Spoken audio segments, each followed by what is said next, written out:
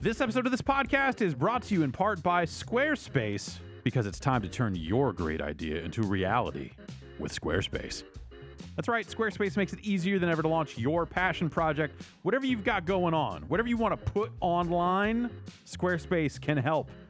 If you're showcasing your work, you're selling your products, whatever you got, they got beautiful templates. You can customize whatever you need and easily make a beautiful website all by yourself. You might even be able to make an ugly one. I mean, if you want an ugly one, that's on you. You can customize this stuff. But if you do get stuck, Squarespace's 24/7 award-winning customer support is there to help you. So head on over to squarespace.com/bombcast and you can get a free trial right now. And when you're ready to launch, use the offer code BOMBCAST to save 10% off your first purchase of a website or domain.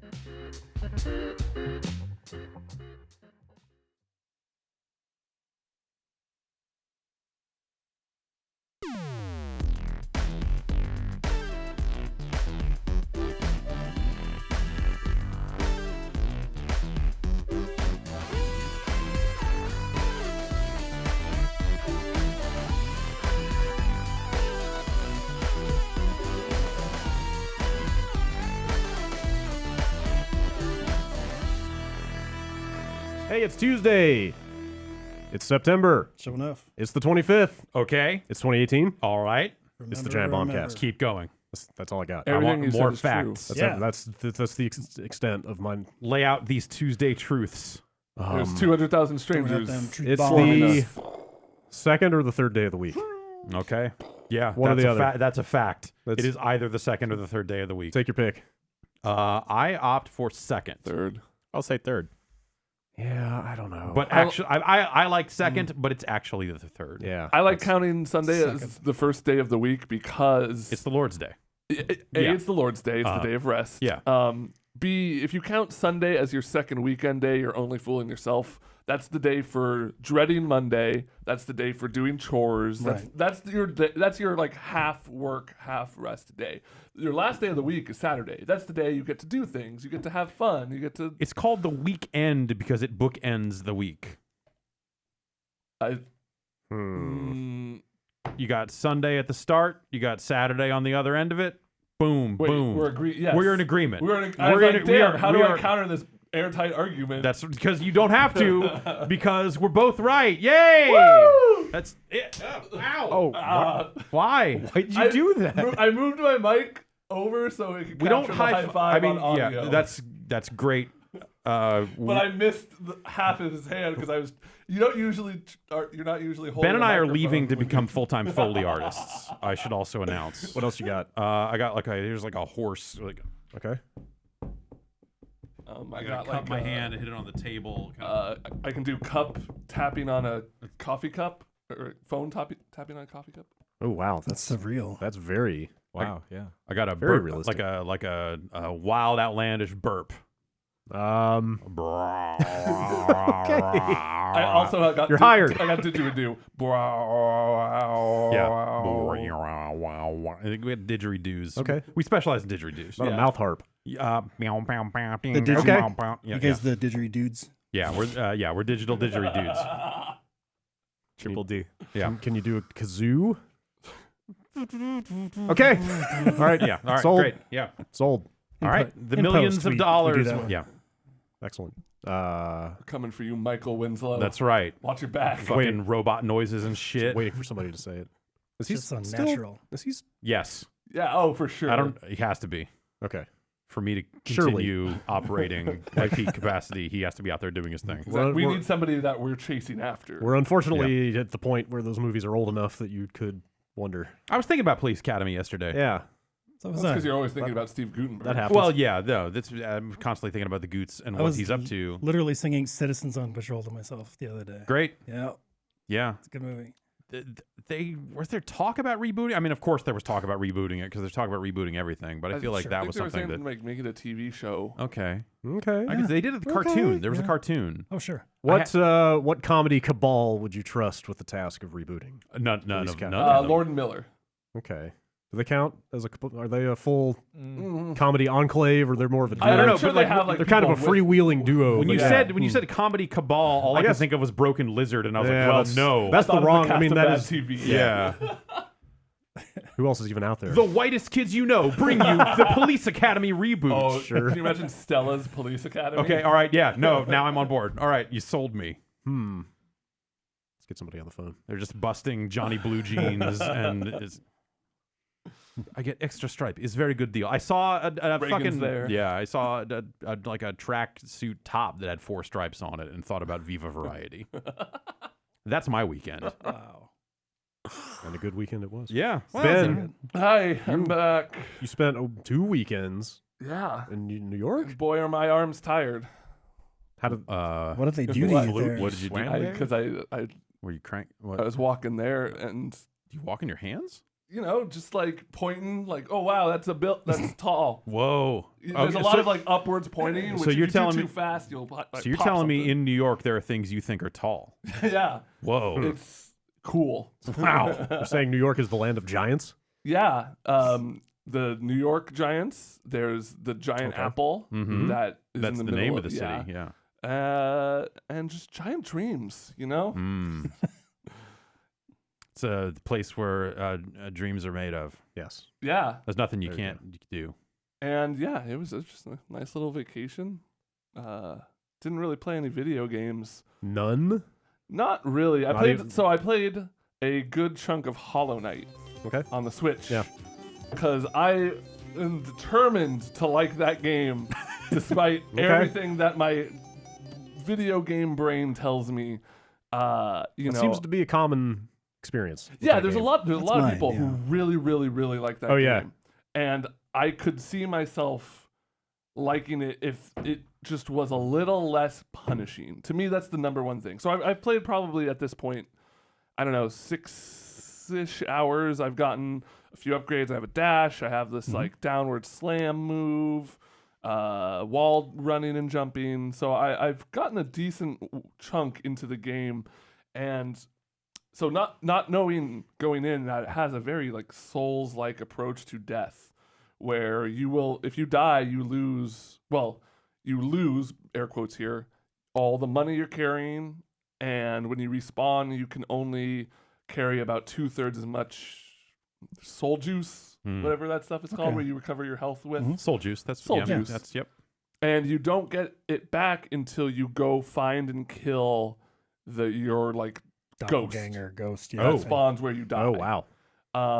If it's like a boss fight, it'll be the room before, so you don't have to, you can just opt to do that and kind of go grind some more or something. Is it literally you that you're fighting?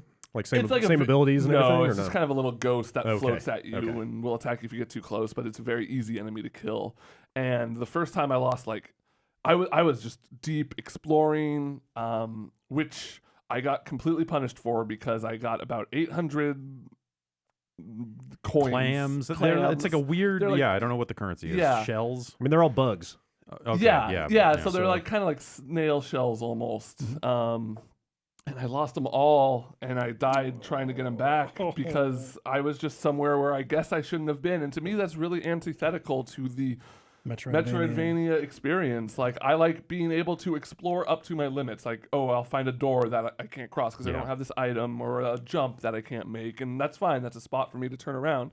Being punished for finding secrets and continuing to, like, I've had a whole zone just like, and the way that maps work in that game is you don't get a map until you find the map guy, and he's hidden somewhere just in that zone, not even at the beginning necessarily. So I couldn't even find my way back really to where I lost my stuff originally, and it was just really off-putting. Demoralizing. Yeah. And I started to feel better about the way the combat felt, which is kind of my beginning complaint going in. I felt like there was a weird, not necessarily sluggishness to it, but just felt like a couple frames of unresponsiveness. It's hard to describe, but it just felt off. It's not as snappy as. like a Dead Cells Yeah. or even like Metroid, Sure. or Super Metroid.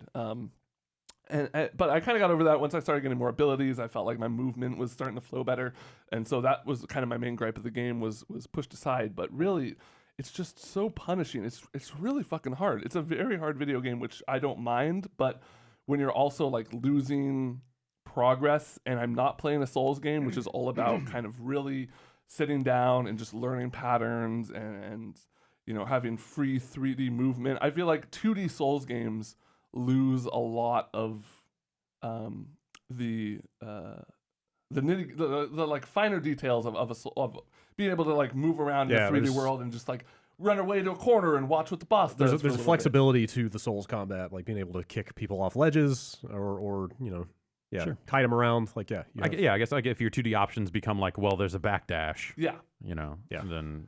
And so, you know, I've put it down temporarily. I'll go back to it when I have fewer games on my plate.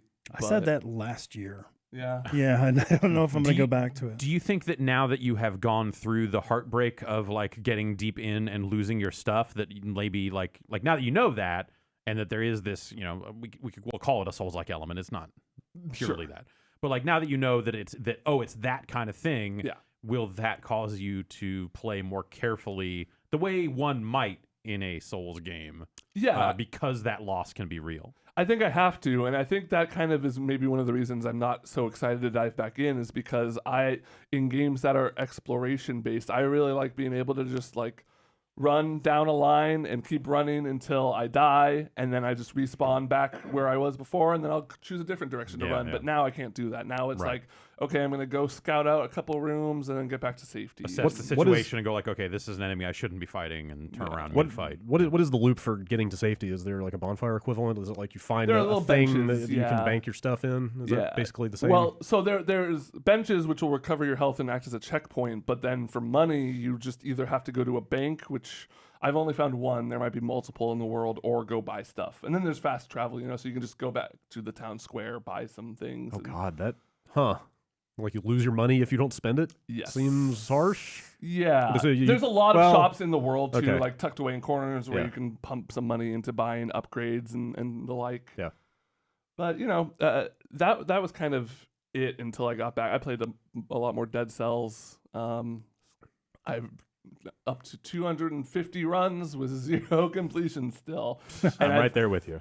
Yeah. I think I'm like starting to dial it in though, and I'm focusing more on my runs and less on blueprint collecting, because I got about, I would say 80% of all the items unlocked because I was just taking that hunter's grenade, going down some alternate paths, trying to take on elite forms of the bigger enemies. And my problem with that hunter's grenade is that I spent a lot of time getting the right scenario, getting the right loadout to extract the proper blueprints. Yeah. And then I'd always die and just waste so much time. Yeah. Because I just break through the doors so I wouldn't have to pay. I just get the curse. And then I'd find the unit that I wanted to get a blueprint from.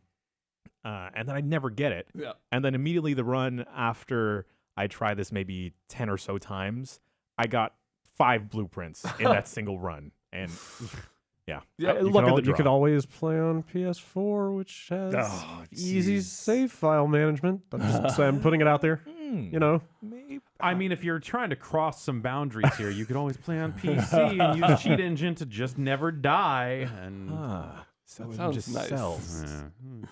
They finally updated that thing. They fixed a bunch of the outstanding issues that had been took a while. Yeah, that daily challenge bug, and they put the pixel font in the console versions. Nice. Good. Yeah, it was exciting. I noticed the font was different, and I liked it. I was just like, okay, this is a nice little quality of life thing, but I didn't realize it was part of a much bigger patch. Yeah.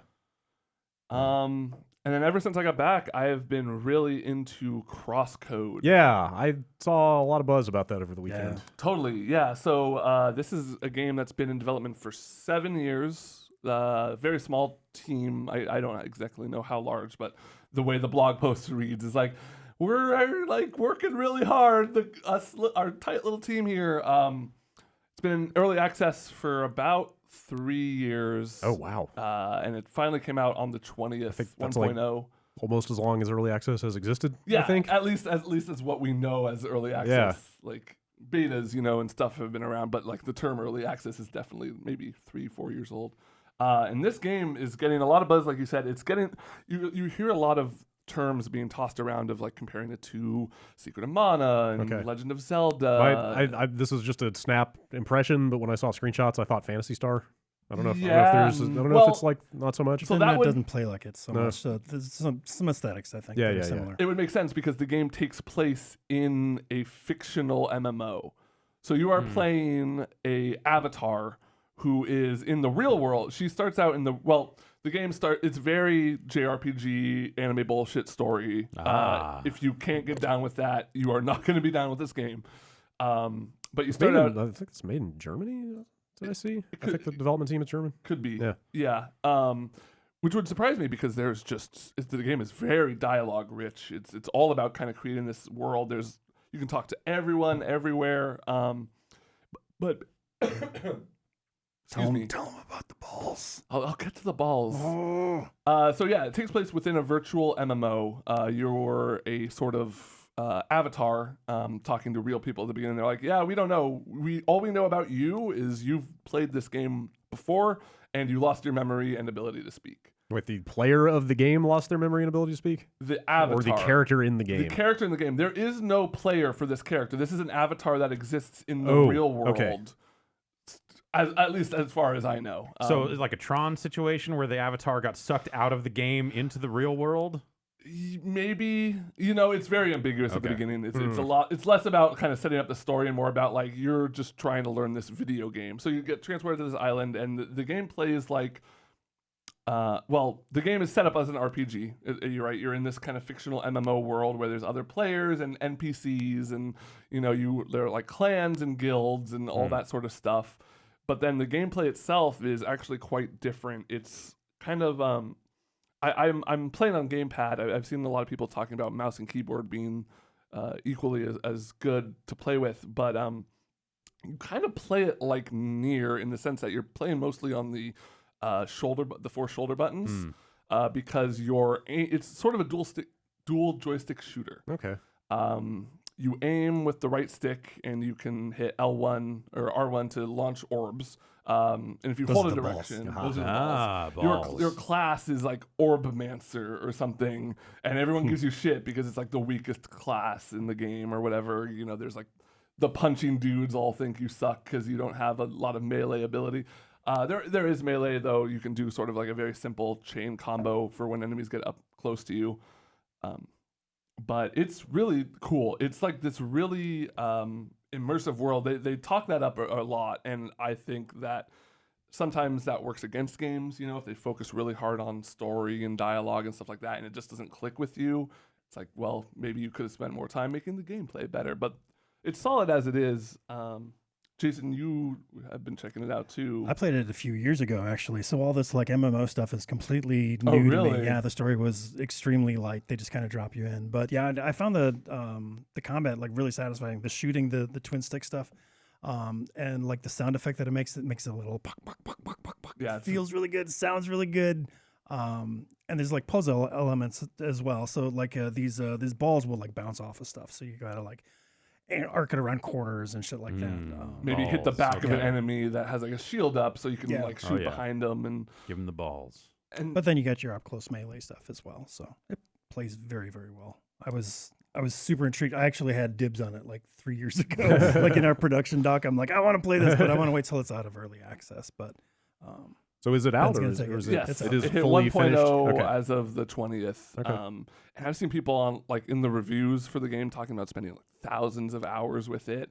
I feel like there's tons and tons and tons of stuff in there. I'm only, 4 or 5 hours in at this point, and I've kind of just gotten a grasp of all the systems.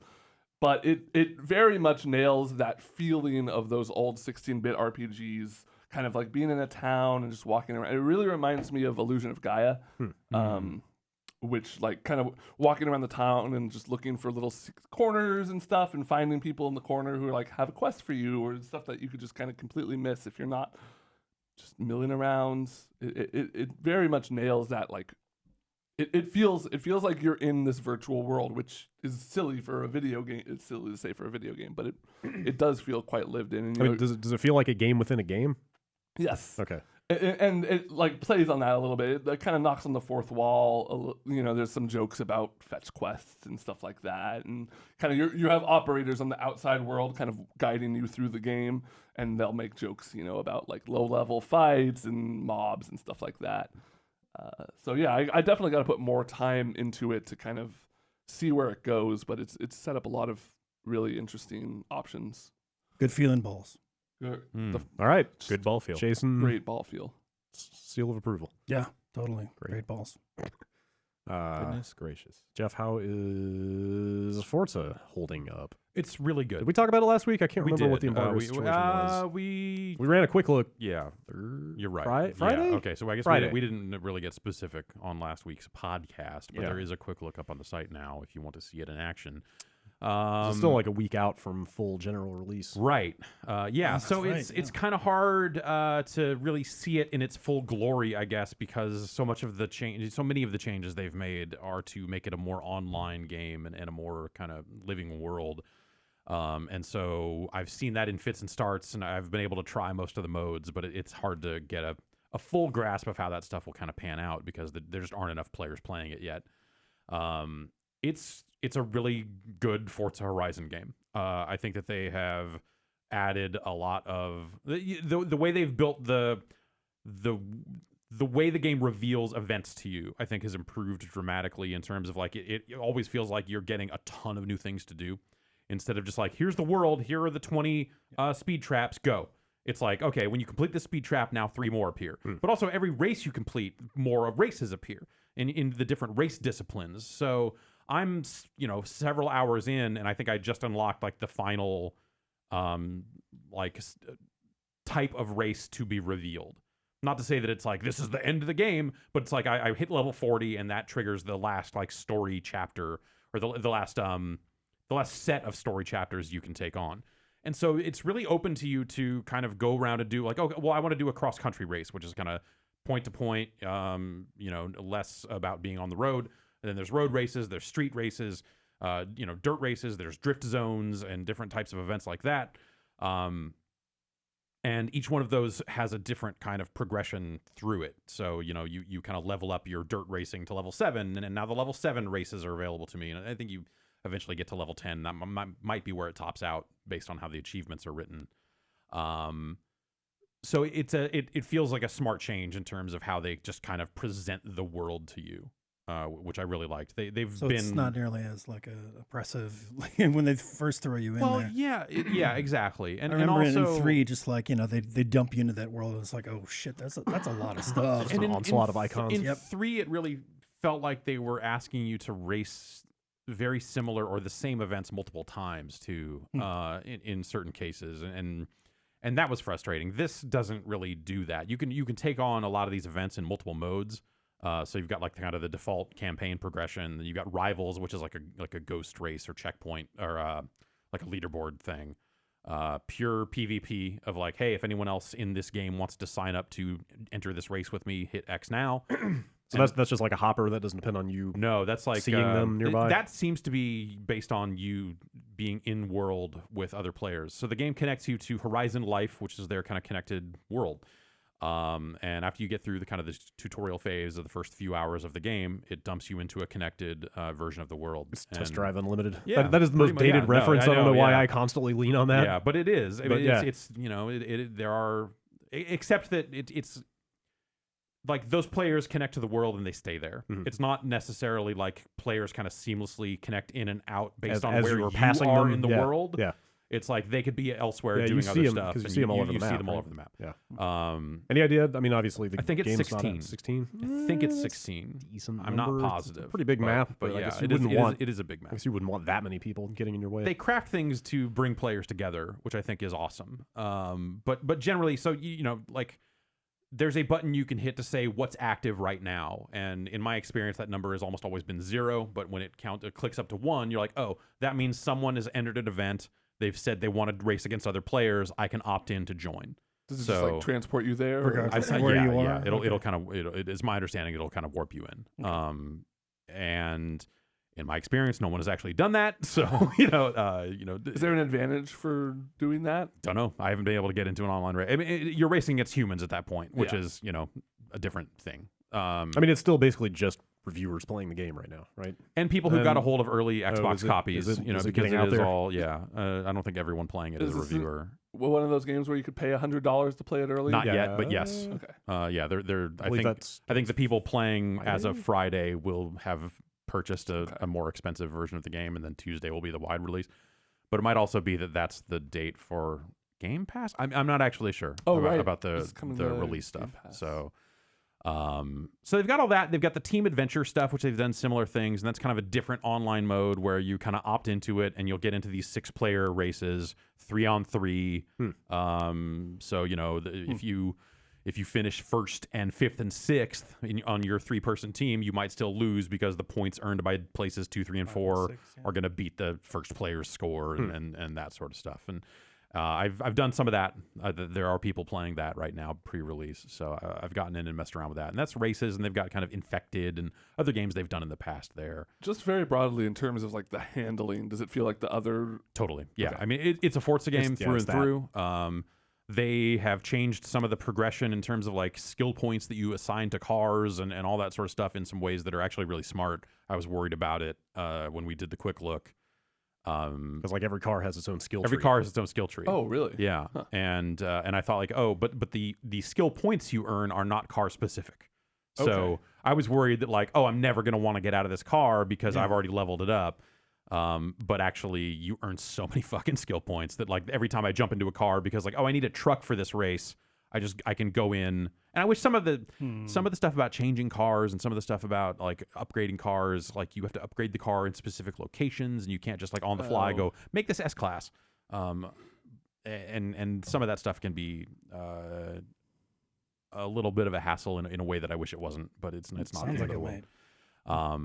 But generally speaking, I think that stuff is pretty good. Though I do find that I am sticking to one car because I've got like a good Subaru that I have put the right parts on to be very fast, and it's a good off-road, it's good on-road. Yeah. And just like your general purpose. It's your main car. Yeah, it's my main. Yeah. It's like this is a good car for any type of event. It will do fine. You only need to counterpick with truck if they're like in a smart car, you win that matchup. Totally. How's the soundtrack?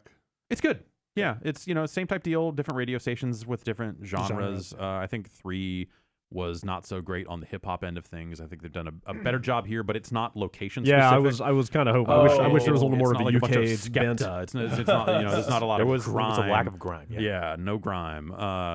So at least not that I've unlocked. They unlock more radio stations as you play. So maybe they're saving the grime for the end. Do they have that ASAP New song with Plus. Skepta at least? They do not. That's Bummer. And some of it's kind of a little out of date, but not bad. I from Kendrick Lamar's on there. Which I'm like, okay, cool. All right, sure. That's a good song. Like it's a good song. It's fun to drive to.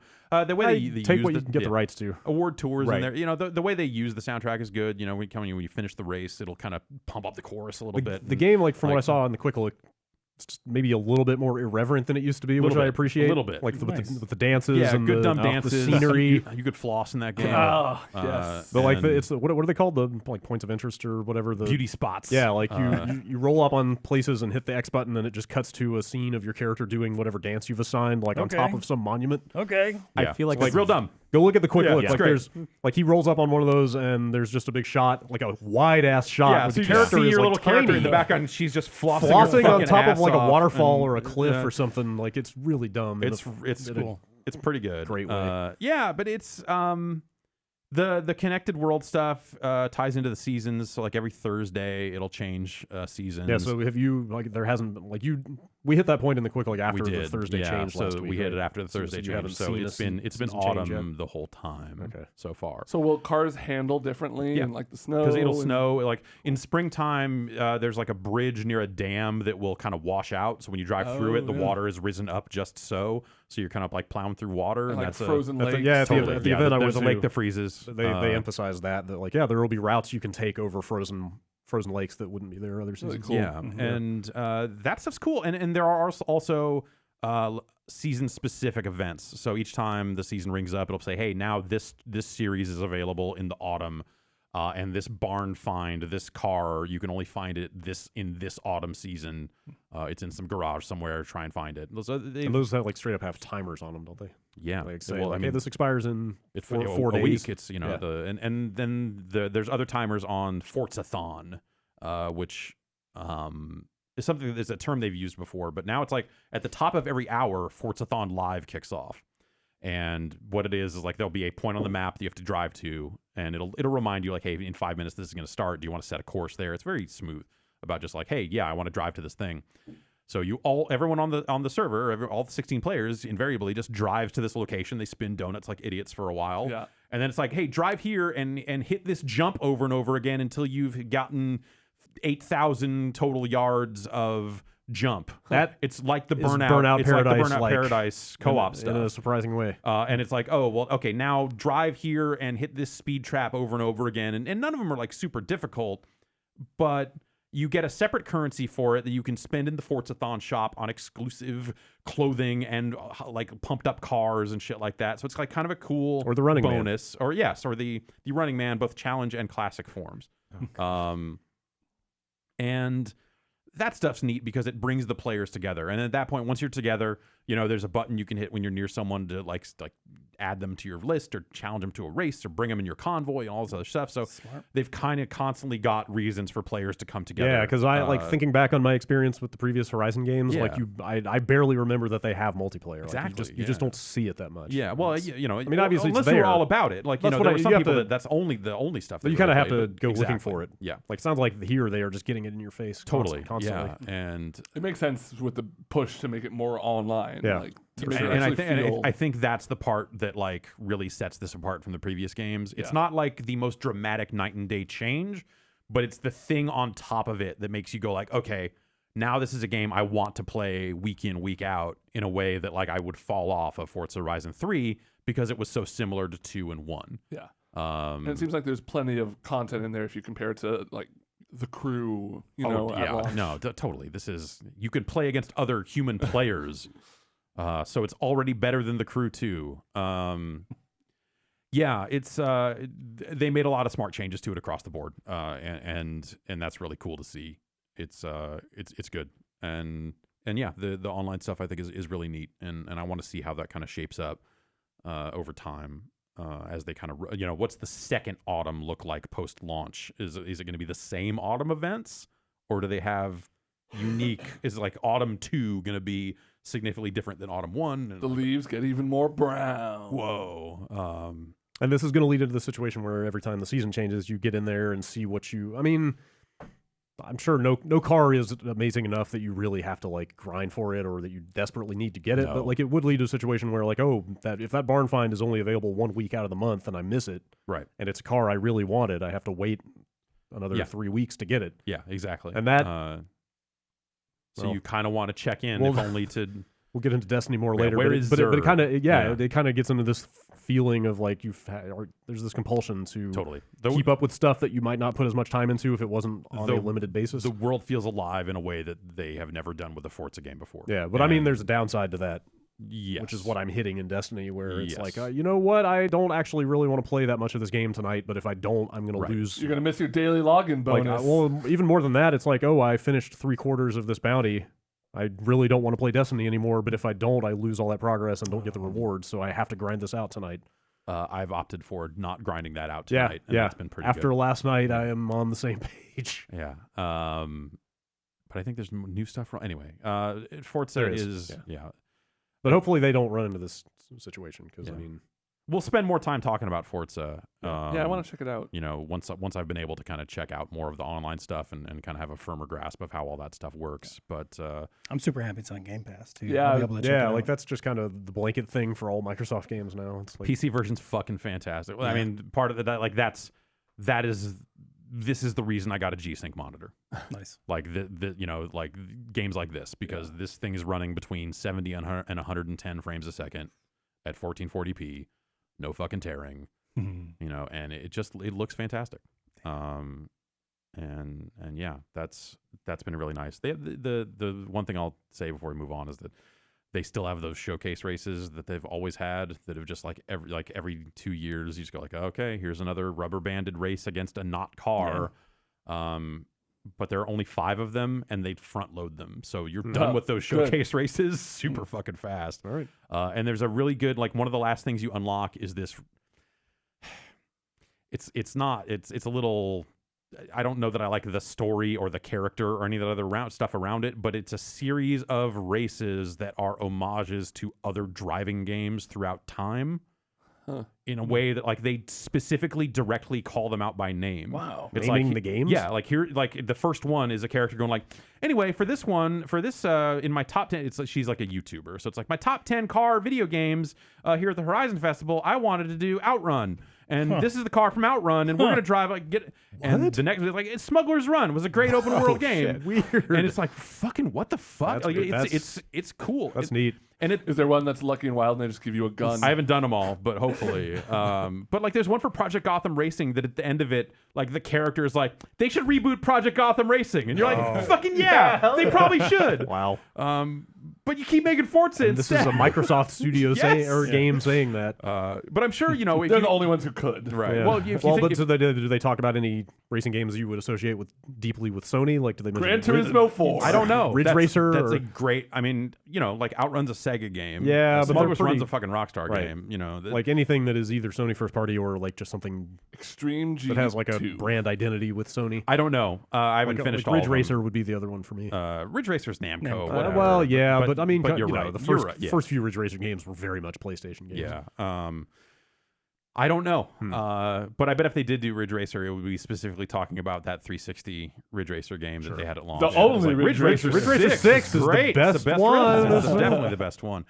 That's kind of it's in line with Microsoft's philosophy about getting Minecraft on Switch and like working Right. with other companies. Like It was really, I was like kind of groaning at the start of it because it's just like, oh, it's like here's another mission in a mission, like an open world game where I am partnered with someone who is streaming or a streamer, and their whole character is going to be they act shitty while I'm the real driver, but like that's not how they wrote the character. Yeah. And so that end of it is like less shitty than a lot of other games. Like I think Wildlands had a guy that was like big on Spider-Man has YouTube or something. Yeah, it's like there's another driving game where it was like it's another driving game relatively recently where you're like doing the driving for someone who. Well, I mean, Was it Crew Need- 2 is wasn't- all wasn't about Last getting Need for Speed, it was followers. Last Need for Speed. I think that Yeah. may have been in the quick. Yes, it was. Yes, it was the last Need for Speed where Yeah. you're playing as multiple characters and you're down in your luck, so you're driving for someone who's a car streamer. Yeah. And it sucks. Yeah. But like it's supposed to suck. Like the guy's supposed to be shitty. So I thought that's where they were going with it, and they don't. And there's a bunch of quick chat phrases, like canned phrases that you unlock that you can use in the world, and a lot of it's like okay, or I like winter, or I'm using tilt control, whatever. And the next one I'll unlock for leveling up on that one that's the references to games is just game over. Yeah, it's pretty amazing. Okay. So yeah, That sounds fun. it's fun. Yeah. Oh, and also you can earn XP for streaming the game. That was my last question. Which was, is speaking of streaming. How about that mixer stuff? How about that mixer? Is it activated yet? Yes. It has a tight mixer integration, which.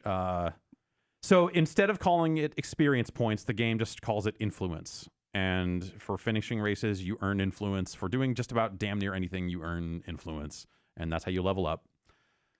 So when you stream the game on Mixer, you earn influence for that.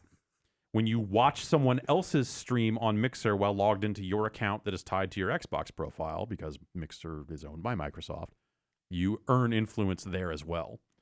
You earn more for streaming it than you do for watching it. So you're telling me that when the game launches, there's going to be about 1,000 streams with 0 viewers going for this game? Yeah, does it also accrue more based on how many viewers you have? Because that would be the man. ultimate manifestation. So they said it would. Oh, wow. What? The text. Wow.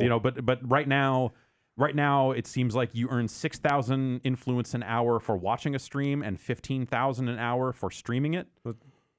That's not a ton in the grand scheme, It's not. right? No, Okay. that's what is that? 15,000 would be couple like races? 3 races. Three or races, something. yeah, okay. So it's not going to be. But it's it's more. It Are is. the It's more. influence The numbers points go up. It's different true. than your regular experience No, points? that is the XP.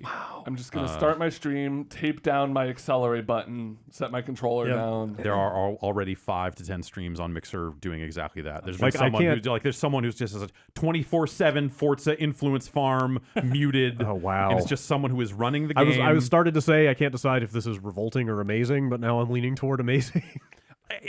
Look. I think it's Maybe it's revolting in both? an amazing Yeah, way. totally. It's kind of both, but at the same time, like, A, that's the world we live in. Yeah.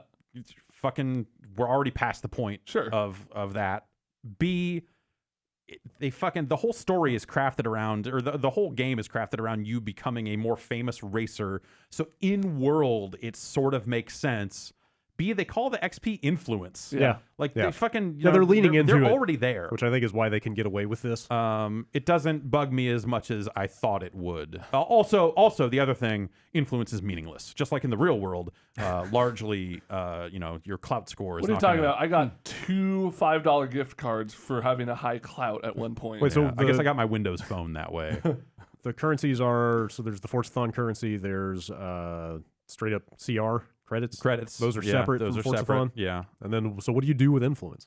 It's just XP. When you It's just gain a character, level, it's just like account yes, level? When Okay. you gain a level, you will unlock a spin of the wheel, which will Right, get you a right, car sure, or okay. an emote or Okay. something like that. Okay, so you don't and- spend it. Can I buy No. more spins?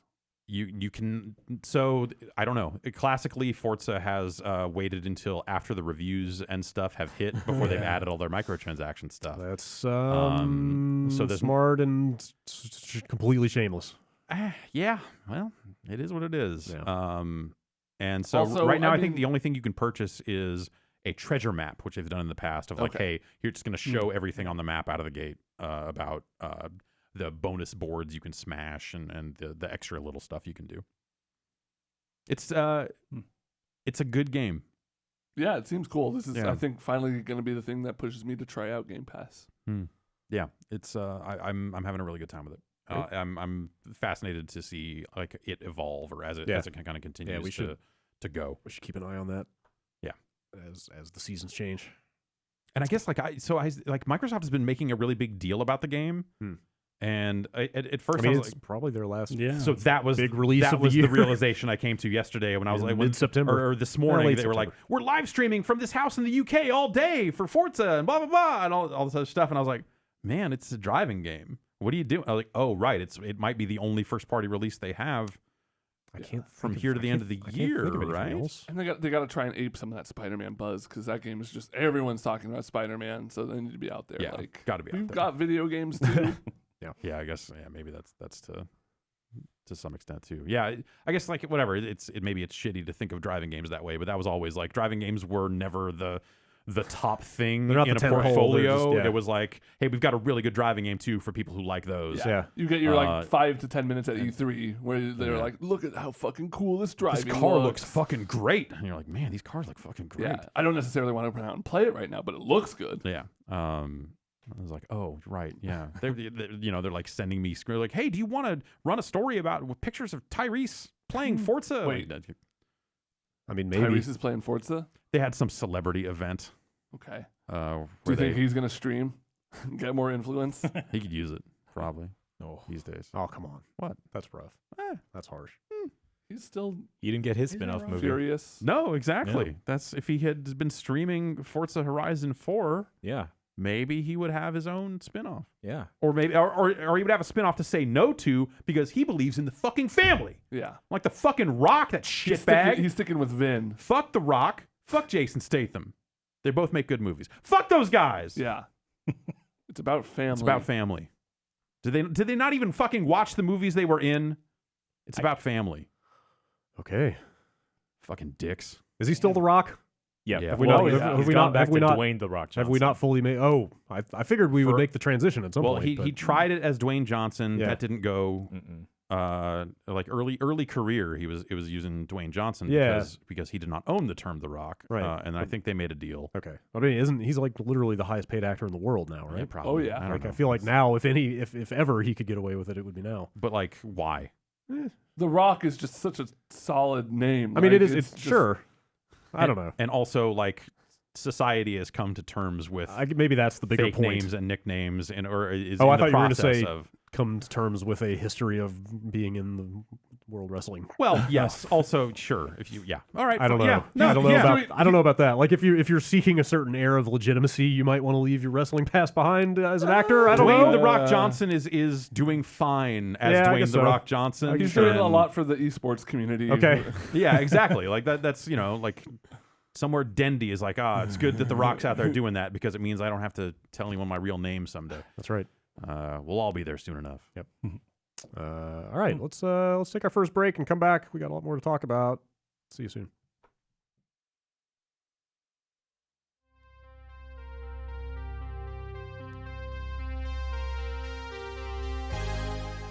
Quick, it's quiz time. What? Go. Ready? Okay, what's the only place where you can watch the all-new live-action Titans, which is premiering this fall? Is it some kind of service It is. of a video nature? Yeah, well, it's more than just a video service. Oh? It's DC Universe. Do I get like partial credit then? Yeah, I'll give you like a partial Okay. on that one. Still, see me after class. Do you like DC? Sure. You love DC? Uh-huh. Are you obsessed with DC? Uh, All right, that's fine. maybe. Okay. Well, you need to get to DC Universe because it's the only place where you can watch the all-new live-action Titans, which now premieres this fall. Maybe I could. Now I can be obsessed with it. Yeah. Not to mention it'll have Young Justice Outsiders, Doom Patrol, Swamp Thing, Stargirl, and Harley Quinn, which will be coming out in 2019. Swamp Thing. Swamp Thing! He's in the swamp. That's right. Old Swampo. Got Swampus. stuff growing all over. That's right. Yep. He's the plant man. Couldn't you just wash it off? I mean, if you're made of entirely out of swamp, like what do you wash? At some point, it's all just more swamp under there. Yeah, it's swamp all the way down. I would think. He gets pretty swampy down there. Oh yeah, no, at some point you just need like a dry shampoo. I don't know what you do. Spray it on. New episodes come out every week, so you always have something to look forward to. DC Universe has features that you just got to see for yourself, like a world-class comic reader that works on big screen TVs. Wow. Yeah. Comics on television? Read comics on a television. Huh. There's a thoughtfully curated, regularly refreshed library of 2,500 modern and classic titles. On top of that, a members-only store full of exclusive merchandise and discussion forums filled with fans and talent discussing all things DC. DC. It's not another streaming service. Nobody needs that. You might even call it, according to this, what it says here, the ultimate DC membership. Whoa. That's right. It's multi-platform. It'll work on an iOS device. It'll work on an Android device. That's both of them. Yeah, it'll work on a Roku device, Apple TV, Google Chromecast. Boxes. Yeah, all that stuff. Set-top boxes. Boxes and sticks. Phones, boxes, and sticks. Yep, that's the future. That's right. You can join now for $7.99 a month, or better yet, sign up for $74.99 for a full year, an annual membership. That's a savings of 20%. Whoa. You can join today at dcuniverse.com.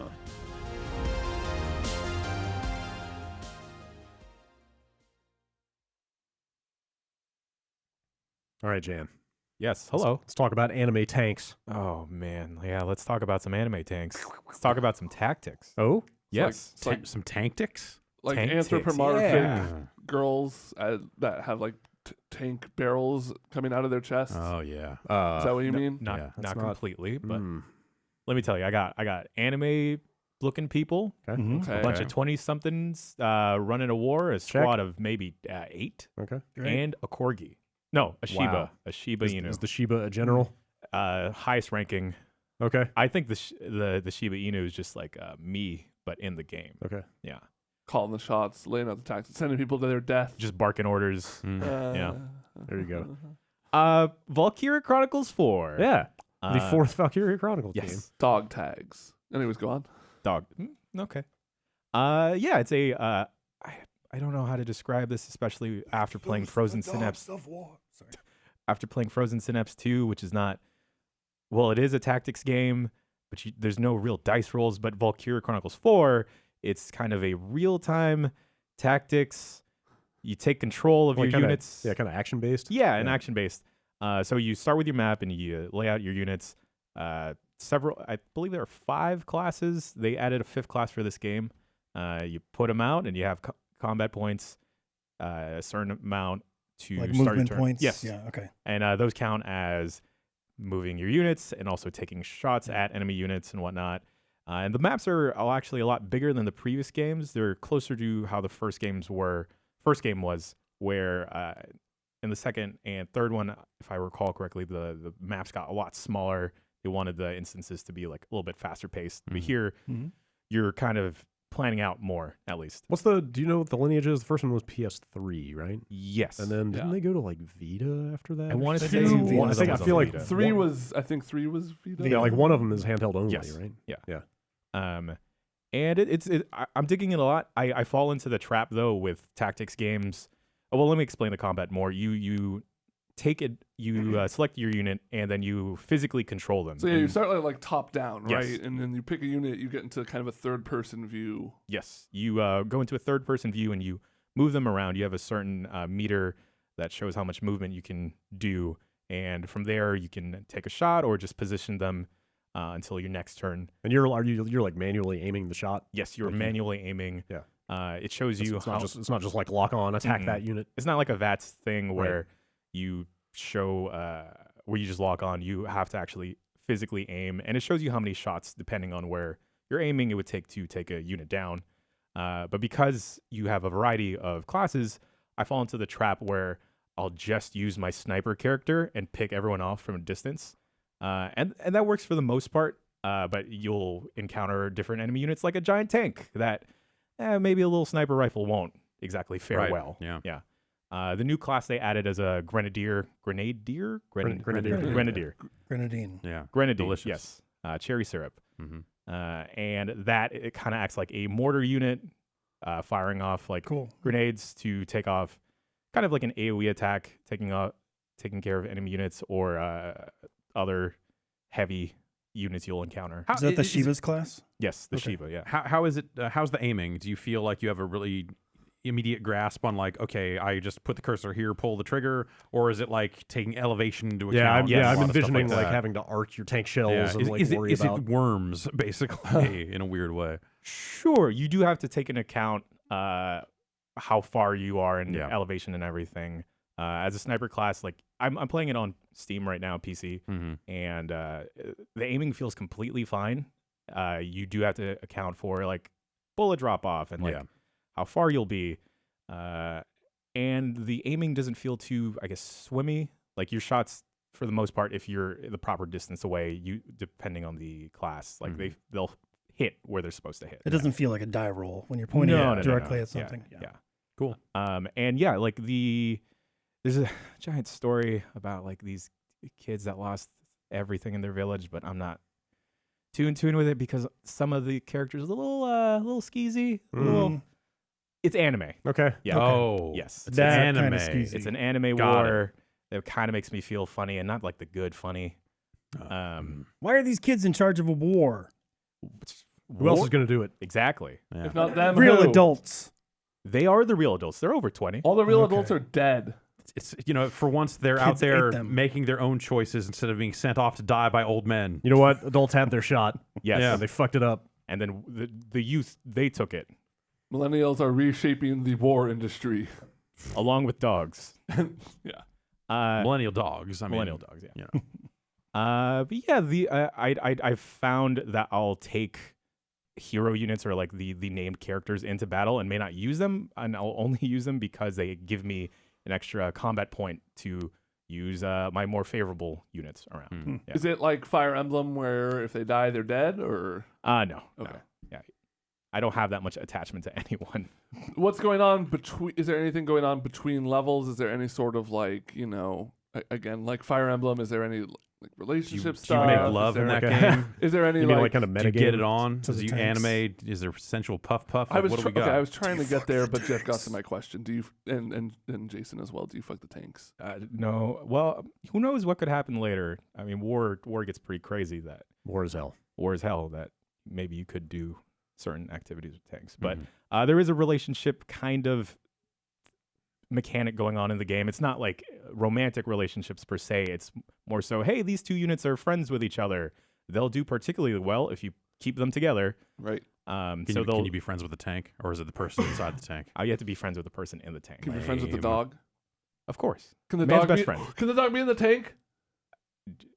I've seen the dog pop out of the tank. Yes. All right. Yes. Dogs in the tank. That means the dog was formerly in the tank. Yep. Yes. At one point, That's it might smell. It's good that they're coming down on the correct side of history in that tanks are not people.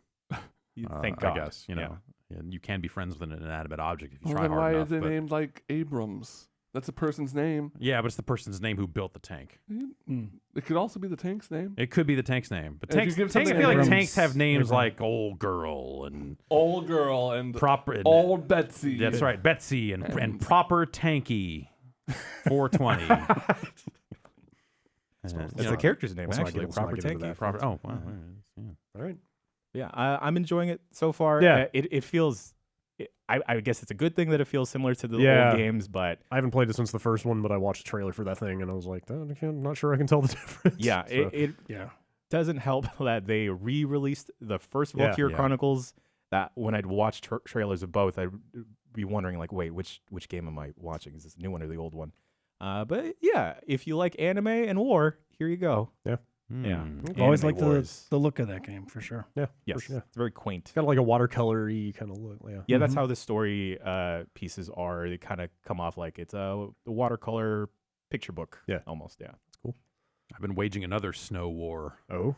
in the Ring of Elysium. Oh. Yeah, what is that? I had never heard of that until It's 10 cents You battle mentioned it. royale game. yeah.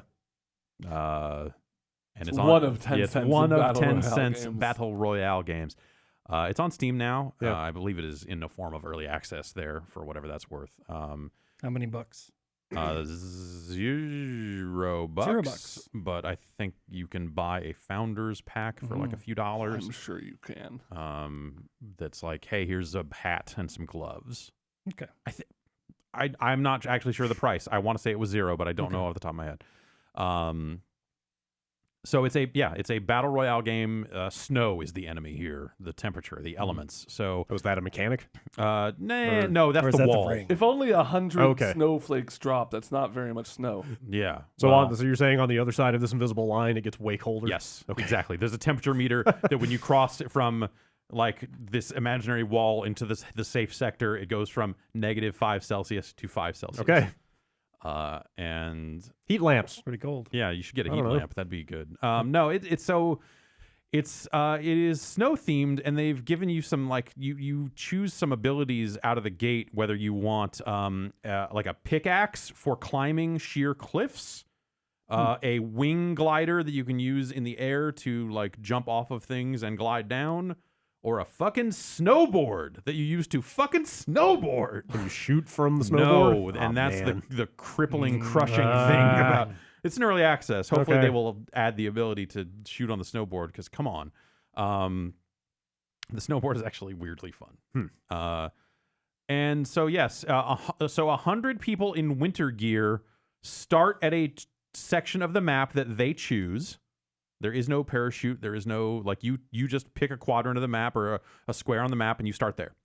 And you see what other people are picking, so you know if you're picking an area, and you can change. You have a minute where people are picking their points, and so you can kind of see if you're going to be in a hot area or not. Basically, I always pick the police station because no one else picks it, and there's always guns there. I'm gonna start picking PlayStation now. Shit. You motherfucker. Fuck, man. I just destroyed the meta. The shooting feels all right. Like the vehicle stuff is like goofy. Like there are trucks and other stuff you drive, and like driving a big monster truck up a hill is not as awesome as it should be because the truck doesn't have enough power to get up the hills in ways that seem strange for how big and bulky this truck is. Snowmobiles? No, ATVs. I haven't seen snowmobiles. There could be. But there's also a fucking ski lift that goes so you can climb up and take a ski lift elsewhere in the map. Can you shoot while yes. you're Okay. Yeah. All right. So from your up feet from up dangle there, out? no, it's a full on like cart. Are you able to hunker down enough that people can't see you from the ground when you're in there? Depending on if they were far enough away that they had like a lateral shot in the windows, okay. I think because you're not able to move while you're in there. I think you're permanently seated in a seat. Okay. So you can zoom in and do first person aiming and jump stuff. out? But But you're I don't somewhat exposed. It sounds like. yeah, it seems like a little bit. I don't know if you can jump out. I should choose the wingsuit because that seems like something you would do is like jump out of this thing and hit the wingsuit and Surprise, glide down. motherfucker. Yeah, This thing seems weird. it's weird. Yeah. Yeah. And On a scale of Fortnite to PUBG, how does this like the actual ballistics and stuff it work? feels a little closer to PUBG Okay. than a Fortnite. It feels like it's guns and attachments. It's scopes. It's extended mags. Are you it's like flash manually hiders. adjusting bullet drop or? I didn't see anything for like adjusting scopes, but I only found one scope and died before I got a chance to use it well. As soon as I started shooting someone shot me in the back, and that was that. What's and their energy drink equivalent? it's bandages and first aid kits. Okay. And I haven't seen Man. anything that gets you over 200. Should be a thermos of hot chocolate. Oh yeah, that would or be- like a Saint Bernard Yeah. runs up to you. Yep, with a little whiskey barrel. Yeah. So you're saying there should be like a Lost Planet battle royale where you need Yep. to find more Yep, T-Ang. you gotta go Yeah. keep your thermals up. Yeah. It seems all right. Like Sounds like it has a hook. yeah. Sounds like it's got some the- unique stuff going on. Yeah, like that stuff could be cool. I don't know if it will necessarily stand out, but it's got it's got a good look, and and it's fun enough. You know, it's solos, duos, and squads. It's the same type of stuff. You kind of know what it is in a lot of cases. It auto equips scopes and flash hiders and all the other stuff, which I thought was kind of nice. Yeah. Their inventory setup I think is pretty good, and the shooting feels okay from the limited. I've only played like 4 or 5 rounds. Got a few kills here and there. Do you know what they call a win? I don't. We'll have to It's find a out. snow job. We need to put in Mm. some time and figure this out. Yeah. We'll put in a month or so. Matches pretty populated. Yeah. It's been pretty quick to get in. 15 seconds on average, just wait times and stuff like that. Emotes? Yeah. I've not seen emotes. I've Should almost be the earned first enough. thing we check Yeah, for. I've almost earned enough credits to open my first crate. Oh, cool. But you can see all the clothing options and stuff. So it's just a mixture of hats and t-shirts and gloves and glasses and shit like that. And you create a character and, you know, like that sort of stuff. They've got daily challenges for like, oh, I ran 5,000 meters, you know, whatever it is. Would you run 5,000 more? Absolutely not. Okay. Under no circumstances. Gotcha. Yeah, I don't know. It seems all right. I'm curious to see what else I should read their like early access statement and see if they have anything there that they plan to add to the game. Because right now it's just you play it and you go, yeah, you sure did make one of those. This seems absolutely viable. I'm not sure why someone would play it over Battlegrounds other than maybe the price differential. But hey, it's the snow stuff is neat. Yeah. I mean, you got to have a gimmick at this point. Yeah, like that may not be enough. The UI looks really polished, I Yeah. guess. You know, like I don't know. But also, if you turn the anti-aliasing way up, it runs like garbage. So they've got work to do for sure. Like they've built in a message that says, "Hey, frame rate sucks. You should lower your settings."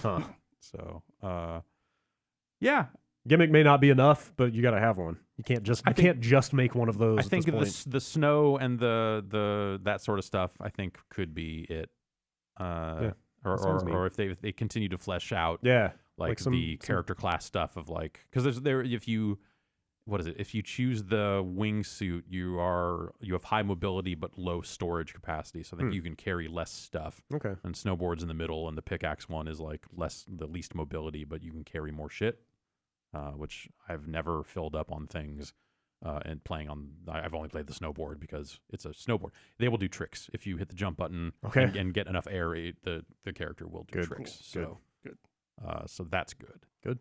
I think they just needed a point system for like a manual trick system, and then you get points, and then if you do enough points, you get a bonus jacket. I don't know, something. Or just a better gun. Get some ammo. Crate appears. Sick drop. There are airdrops. So what if they you just have to like grind on an airdrop to open it? If you do an amazing trick, the airdrop targets you or something. I don't know. Yeah, it seems fine. Yeah. All right. I've been playing a game called Timespinner, which is a Metroidvania with pixel art graphics. Okay. Perhaps 2D action. Yeah. Okay. So the pitch for this game sounds a whole lot like Chasm to me, in that like super small team. I think basically a single guy. It was kickstarted years ago. It's been in development for like 4 years. Okay. It is a pixel art Metroidvania and very Symphony of the Night-esque. Am I hitting all the bullet points? Yep. Because I played some Symphony of the Night this weekend. That's what I remember you guys saying about Chasm. Yep. Right. The thing that stands out to me, well, there's a gameplay hook that's kind of neat, but the thing that stands out to me more than anything is how slavishly this thing seems to be trying to recreate Symphony of the Night. Does it have a backdash? Absolutely, but that's like it goes way beyond that. Like, is it procedurally generated? No. Okay. It sure doesn't seem like it. I don't know for a fact. Well, but that's good. Very much feels like it's hand built, but like when you level up, it freezes for about a second and a half, and some Baroque looking text that says "level up" forms on your character. Does it have loading screens that you can manipulate with the stick and make the text warp all dumb? I don't know about that. Okay. I haven't tried that. But when you go between kind of zones on the map, is the voice acting garbage? There hasn't been any. Okay. I'm interested in this. But when you go between zones on the map, you go through a little hallway room where the music fades out. That might as well have a little CD I was icon gonna say, at the top of it. Does it say like hard drive? Like the music literally fades out, and you just go through this hallway, and then you emerge in a new area. Do you like, pray at statues? There are like the save system is the same. Is there like a weird wireframe polygonal coffin that you get in? Not that I've seen. Is there a Dracula? There is a relic. Dracula's first of all, the Dracula's entire subscreen looks straight out of Symphony of the Night. Like the stats look the same. Okay. Did they make the equipment interface less shitty? Because having played some Symphony of the Night over the weekend, the first thing I realized is like, oh man, this sucks. What do you consider shitty about it? Like having to go into these menus and drop down, like it just like a. a very kind of traditional 90s ass console interface. The inventory, like the navigation for all your items, looks very similar. The one nice thing to do is when anytime an enemy drops loot and they drop random loot, like Symphony of the Night, you can hit the options button as soon as you pick it up to go straight to that screen and equip it with one button. So it's kind of a shortcut. But there's a relics screen in your subscreen that is every item, every like ability you found with on-off switches. Like it is that. Wow. It's crazy how. Yep. Okay. It's like in kind of a cool way. Yeah. It's like it knows what it's paying homage to, and it's just going for it. Like every detail is very similar. It's kind of cool. How's it play? I mean, it plays really well. Like it's very tight. Like controls are super snappy. You can, it's got that turn on a dime feel that you want out of a game like that. How many different weapon types do you have? It's interesting because I've only found like 3 weapons so far, but the character is. The story is super heady and kind of hard to get your mind around because you're like part of this group on the run from an evil empire, and you fill the role of a time agent or something in your society whose job it is to go back and change time if anything bad ever happens to your group. Okay. I think it's kind of ambiguous. They're like filling in. Anyway, your weapons are orbs. Like your weapons. Are they balls? I mean, depends on how you look at it, I guess. They feel? Pretty round. Cool. Yeah. I'm in. It's weird because like in the inventory they're all just like little colored orbs, but then like when you equip them, you have kind of 2 hands, I guess. You have 2 orbs equipped at a time, and the orbs are like sort of circling around you, but when you attack, they kind of morph into the weapon that they are. Okay, all right. So like I have a green orb equipped, but when I attack with it, it morphs into like a big broadsword and hits stuff, and then it's interesting. Okay. Like the ones you start with hit at a range that feels like a whip. Basically. So even that is there. Any type of like magic for ranged attacks, or? Yes, you start with an equipable. Or there's a slot for an equipable spell. Cool. Even the loot is like I'm getting like sunglasses and visors, and it's just and the whole thing is 4x3. Like it's not even widescreen, and it's got a border you can toggle on and off, but. Like can you change the color of the interface? Are there RGB settings for the menu windows? The only thing I've seen is toggle the border on and off. I don't think that it's got more than that, but it feels like I don't know exactly how it's programmed or whatever, but it feels like a game that could run on a PlayStation. Like I can't think of anything I've seen in this that looks like it couldn't run on a PlayStation 1. Huh. So I don't know if that's actually true or not. But it very much feels like that. It's and then like the interesting thing about the gameplay is you have time controls. So you start out with the ability to freeze time briefly, which means you can use enemies as platforms and stuff. So like the enemy jumps at you, you can freeze time and jump up on it and get to a higher point that you couldn't otherwise. I just got the ability to rewind time very briefly. There you go. Yeah. So yeah, that's the kind of, it is very much a Metroidvania, but that's the kind of the unique hook to the gameplay. But yeah, the thing that stands out to me is just how much it's going for recreating its influence, which is like kind of interesting. Well, Konami's not going to do anything with it. And Bloodstain's taking forever to come out. Yeah. But also I can't... Chasm didn't really... Chasm didn't also, I can't imagine Bloodstained even being this evocative of that game. Yeah, well... it's kind of neat. Right, it's kind of neat to see all the attention to detail in this thing.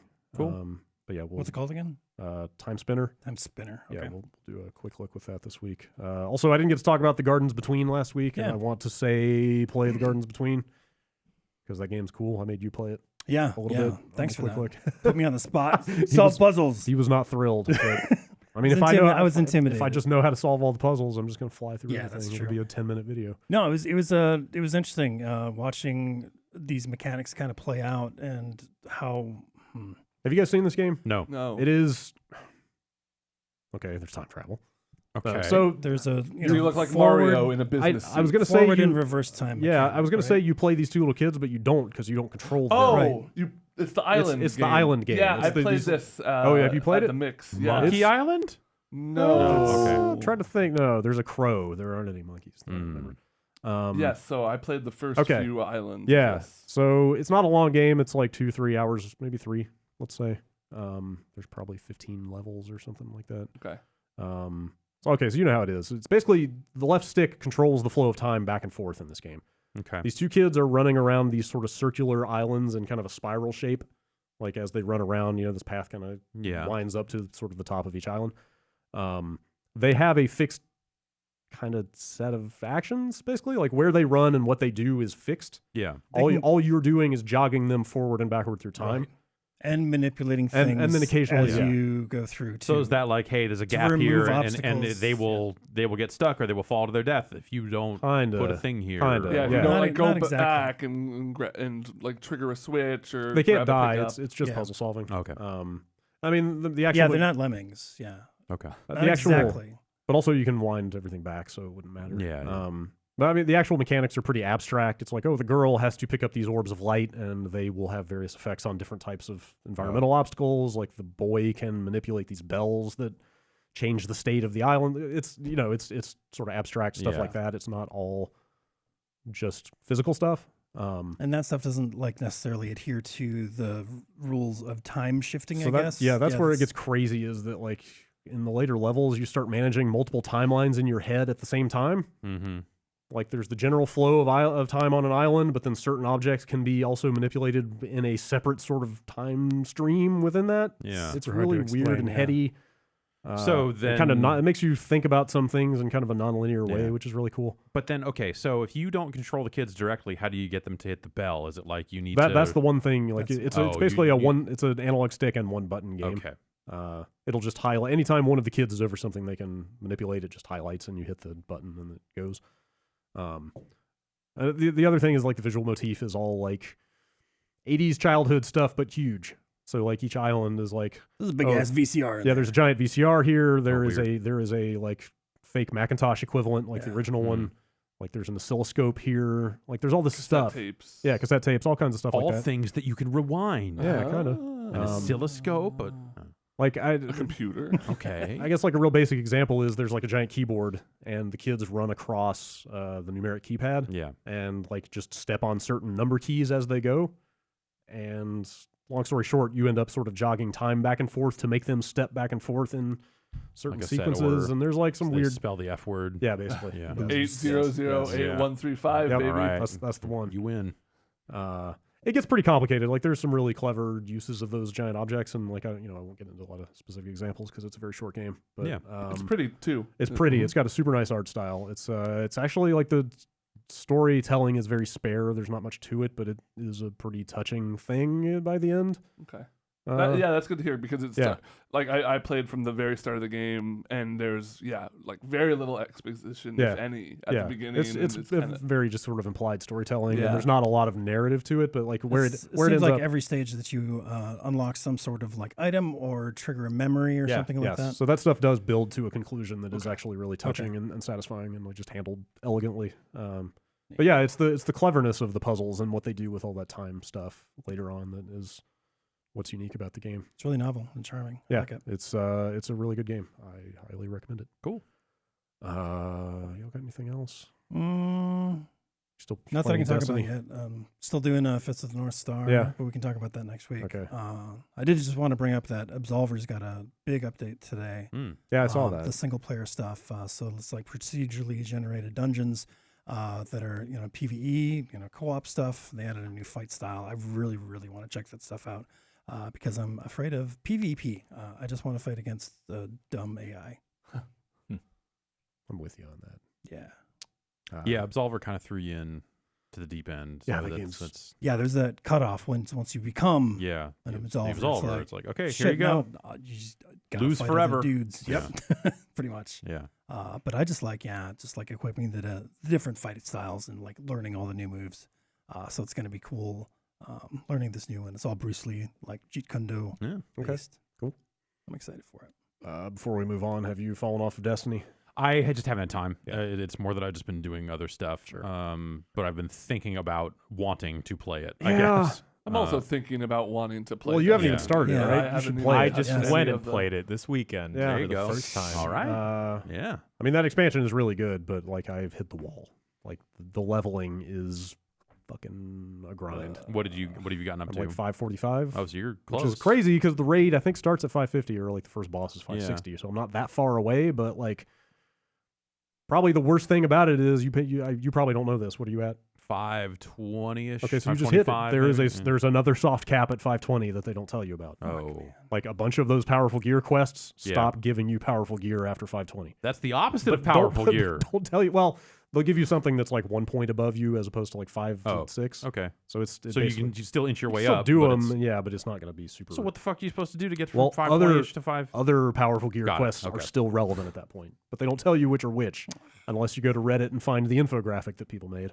That seems Yeah. I saw something. not great. I saw something about a like ridiculously overpowered weapon that's supposedly bugged out. Is that ringing any bells? They had to issue a statement. It's like, no, we didn't design it to be this strong. Wait, it's are you? bugged. Is this like outlaw and sniper rifles or something weird like that? Or I like, saw you know, people it's saying like- the sleeper stimulant is too powerful in Gambit. Maybe that's what you're talking about. It could be. I mean, the real problem is the fucking edge transit that drops Yeah. non-fucking stop. Well, I don't yeah. know. I don't know what any of the words you guys There's, are there's saying one are. gun that like It's a every grenade- time it says like, hey, you're gonna get a gun. It's like here's this same grenade launcher it's- over and fucking over First again. of all, who wants a grenade launcher? Nobody. No.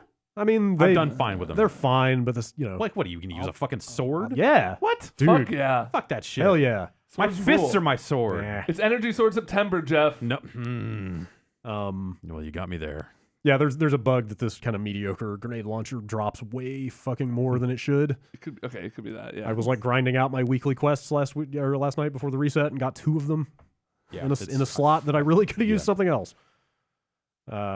Yeah, just the leveling slows down so much. Like I wanted to do the raid, but I'm just.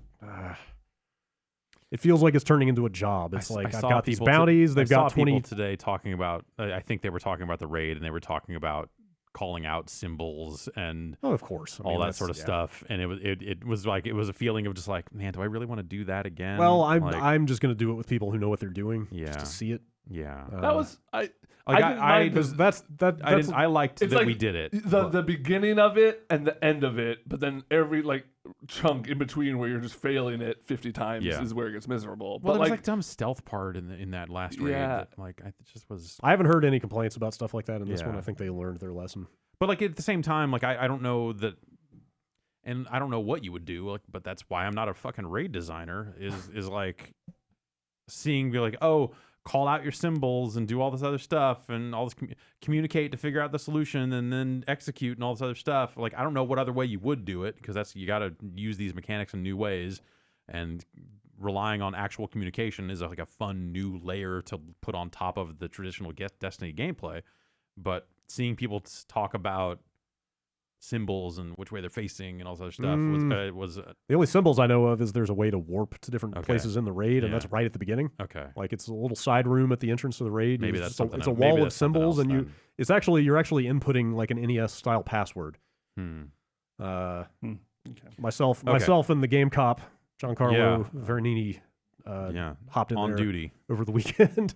And yeah, it's like a 5x5 grid that you put like a straight up old school 8-bit Okay. password into, and then it warps you to different parts Okay. of the raid. Maybe that's less. Yeah, because Because there's thinking actually about all the dog bottom stuff we I- went through last time, like, it was this feeling of just like that was cool, Yeah. but it did that.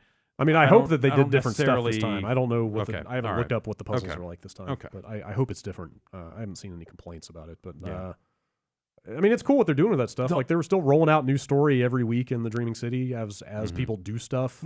I think there was another trigger for more story this week. I can't remember. And then there's a new multiplayer mode hitting. Yeah, and new Uh, maps. Yeah. I can't This remember. week or today. I Oh, you think know what it actually, was? yeah. Was like, it's weird. Like they're evolving the story based on what people are doing. Like people beating the raid unleashed some hive curse, so now all the enemies in the blind well are hive instead of scorn. Oh, okay. Anybody? Yeah. Anybody? No, Like, I understand sure. what you're Why saying, why but- not? Why have people fight the new faction when you could just have them fight more fucking hive? Things change though. Yeah, Is the no, you're point? right. I You know. know, like, and it's like there's this wait, gear there's a dropping. new faction. Yeah, there are new enemies. Oh, Yeah, sweet. there are new enemies to shoot. Honestly, that is Yeah. maybe the thing that'll get me finally to play the game. Like they're one tying one of them carries like a little fire lantern and Yeah. hits you with it. And the lantern, the lantern is the crit is spot. the weak spot, Oh, And that's not the kind of head. cool. yeah. Like it's I mean, they're finding some neat ways to tie story and mechanics together. Like Yeah. like I guess killing the boss of the raid unleashed some curse on the city, so all the gear that drops there now has a mod on it that is a curse, which right. Yeah. increases your damage output, but also the damage you take while you're in the city. That's I got that. And, yeah. I got that on my mark, Right, my Titan and- mark yes. when I finished the. And so there are quests you can pick up to purge the curse off of that stuff and just keep the buff and get rid of the debuff, which Oh, is like, yeah, it's cool stuff like that. Yeah. I mean, but it's a fucking grind. I mean, I've enjoyed most of my time with Destiny 2 quite a bit. I have too. But I've also not always been deep on the grind. I've known when to give up. Yeah. And I don't know. Like I would like to see the raid, I guess, but at the same time, there are a lot of other games out, Yes. and I got my fill of Destiny, and I had a good time with it, and I'm not sure.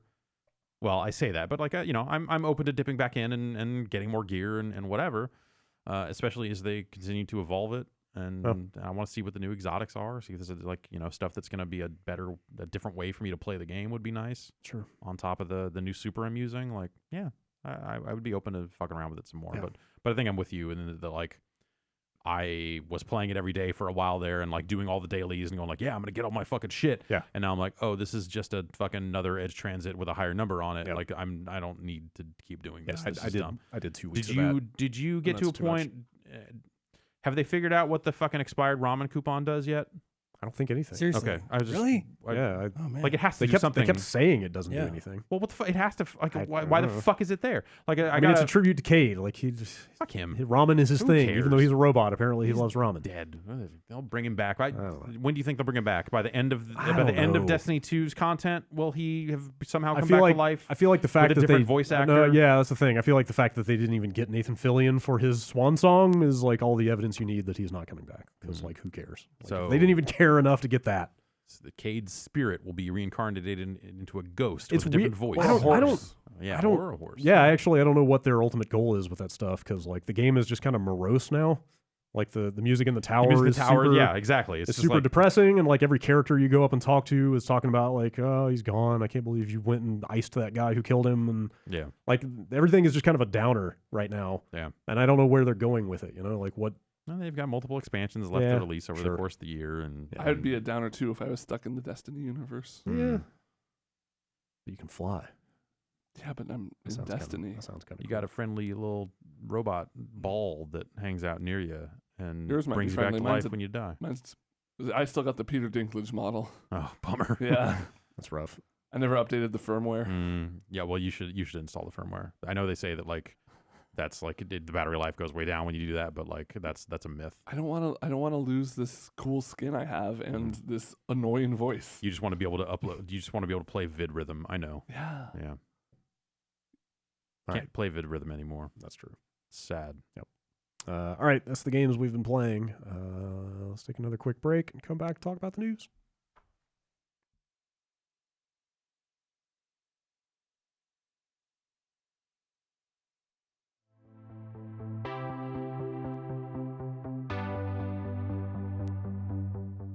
Support for today's show comes to you in part by Starbucks Double Shot. Starbucks Double Shot starts with a bold Starbucks coffee, and it's blended with milk for a smooth, creamy, delicious flavor. And then from there, you know what? What?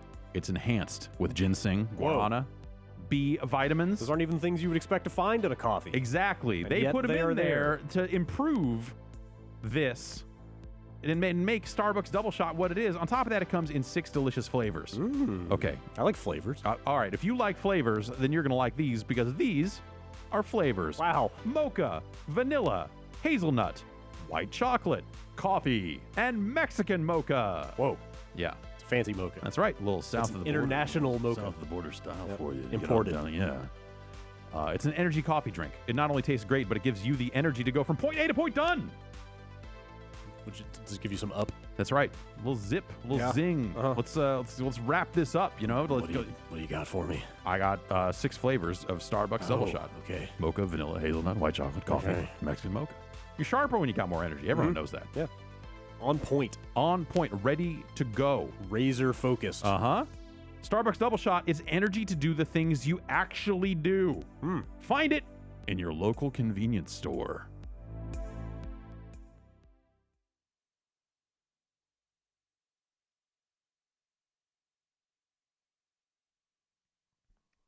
News. Let's talk News. about it. Okay. We start Uh-huh. with a fairly tragic story from last Friday, at which time Telltale Games basically imploded. They have not ceased to exist as a company just yet, but they laid off the vast majority of their workforce. It's like 200-ish people. 250 Well, people. well over 200. 50. I Those want to 250, you're going to remember that. Yeah, that's too soon. I want to say it was like 250 total, and they laid off like 225, something like that. But yeah, it sounds like the end came pretty quickly and unceremoniously. Nobody really had an inkling this was happening until they all got called into a meeting Friday morning, told they were all being let go, and then had like 30 minutes to vacate the building. Jesus. And apparently you had like their company Google accounts were shut down while they were in that meeting. Mhm. Oh, God. And nobody got any severance, and they got healthcare like done? 9 days of healthcare. God damn it. And they were like, all right, thanks for your service. See ya. Yeah, there's some of the stories coming out around this are terrible because there's like Yeah. someone who just started last week and Yeah. moved across country to do so. Someone who's here on a visa that has to basically get out of the country in a few days. Like, you know, there are a lot of Any number of people probably living paycheck to paycheck who Yeah. now no longer have a paycheck. there are Forthcoming. a lot of pretty nasty personal stories around the edges of this thing. Yeah, for Yes. sure.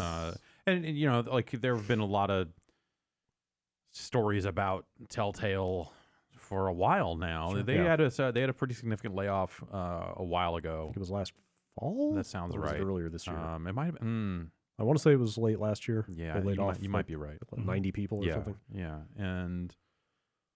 and yeah, man, Telltale went from like making that first Walking Dead season to suddenly they had a ton of teams up and like they were just on a huge hiring spree. They moved buildings like twice over in very short period of time because of how many people they were bringing on, and you never saw the tech change to fix the problems that were kind of inherent to everything they put out. Yeah. And signed all these deals, did all this, it's just the whole thing. Batman, yeah, Minecraft, Borderlands, Game of Walking Thrones, Dead, Game obviously, of Thrones, yeah.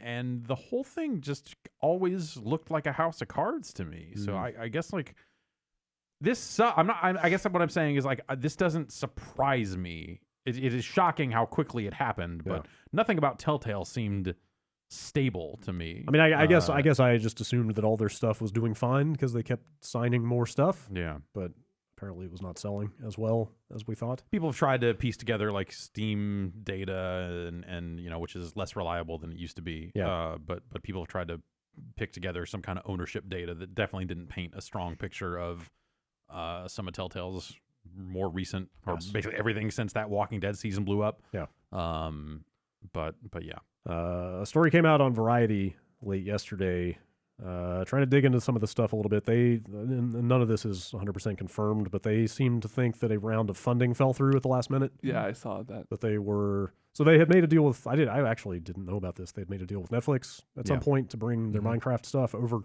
to Netflix. Minecraft, the story mode, right? Story mode, yeah. But like literally going to run on work on the Netflix platform, which sounds insane. But apparently they were working on. Anyway, point being, like they were making moves with straight up entertainment companies and not just. Yeah, and this is something I want to say there are other companies out there that have deals with Netflix for things that are not necessarily just linear, straight up video as content. But in that context, the story on Variety is that they were talking to Lionsgate about receiving a round of funding, and then they basically pulled it at the last minute. Yeah, and that left them in an untenable financial position. That's the word. Yeah, and for a little bit, it seemed like that was going to be the only thing that remaining skeleton crew was going to be working on, was finishing out that Minecraft Netflix stuff. Yeah, they initially announced that they were going to not finish The Walking Dead, which this was supposed to be the last season of. The final season. So I guess episode 2 of that is coming out like this week, I think. Yikes. Or next week.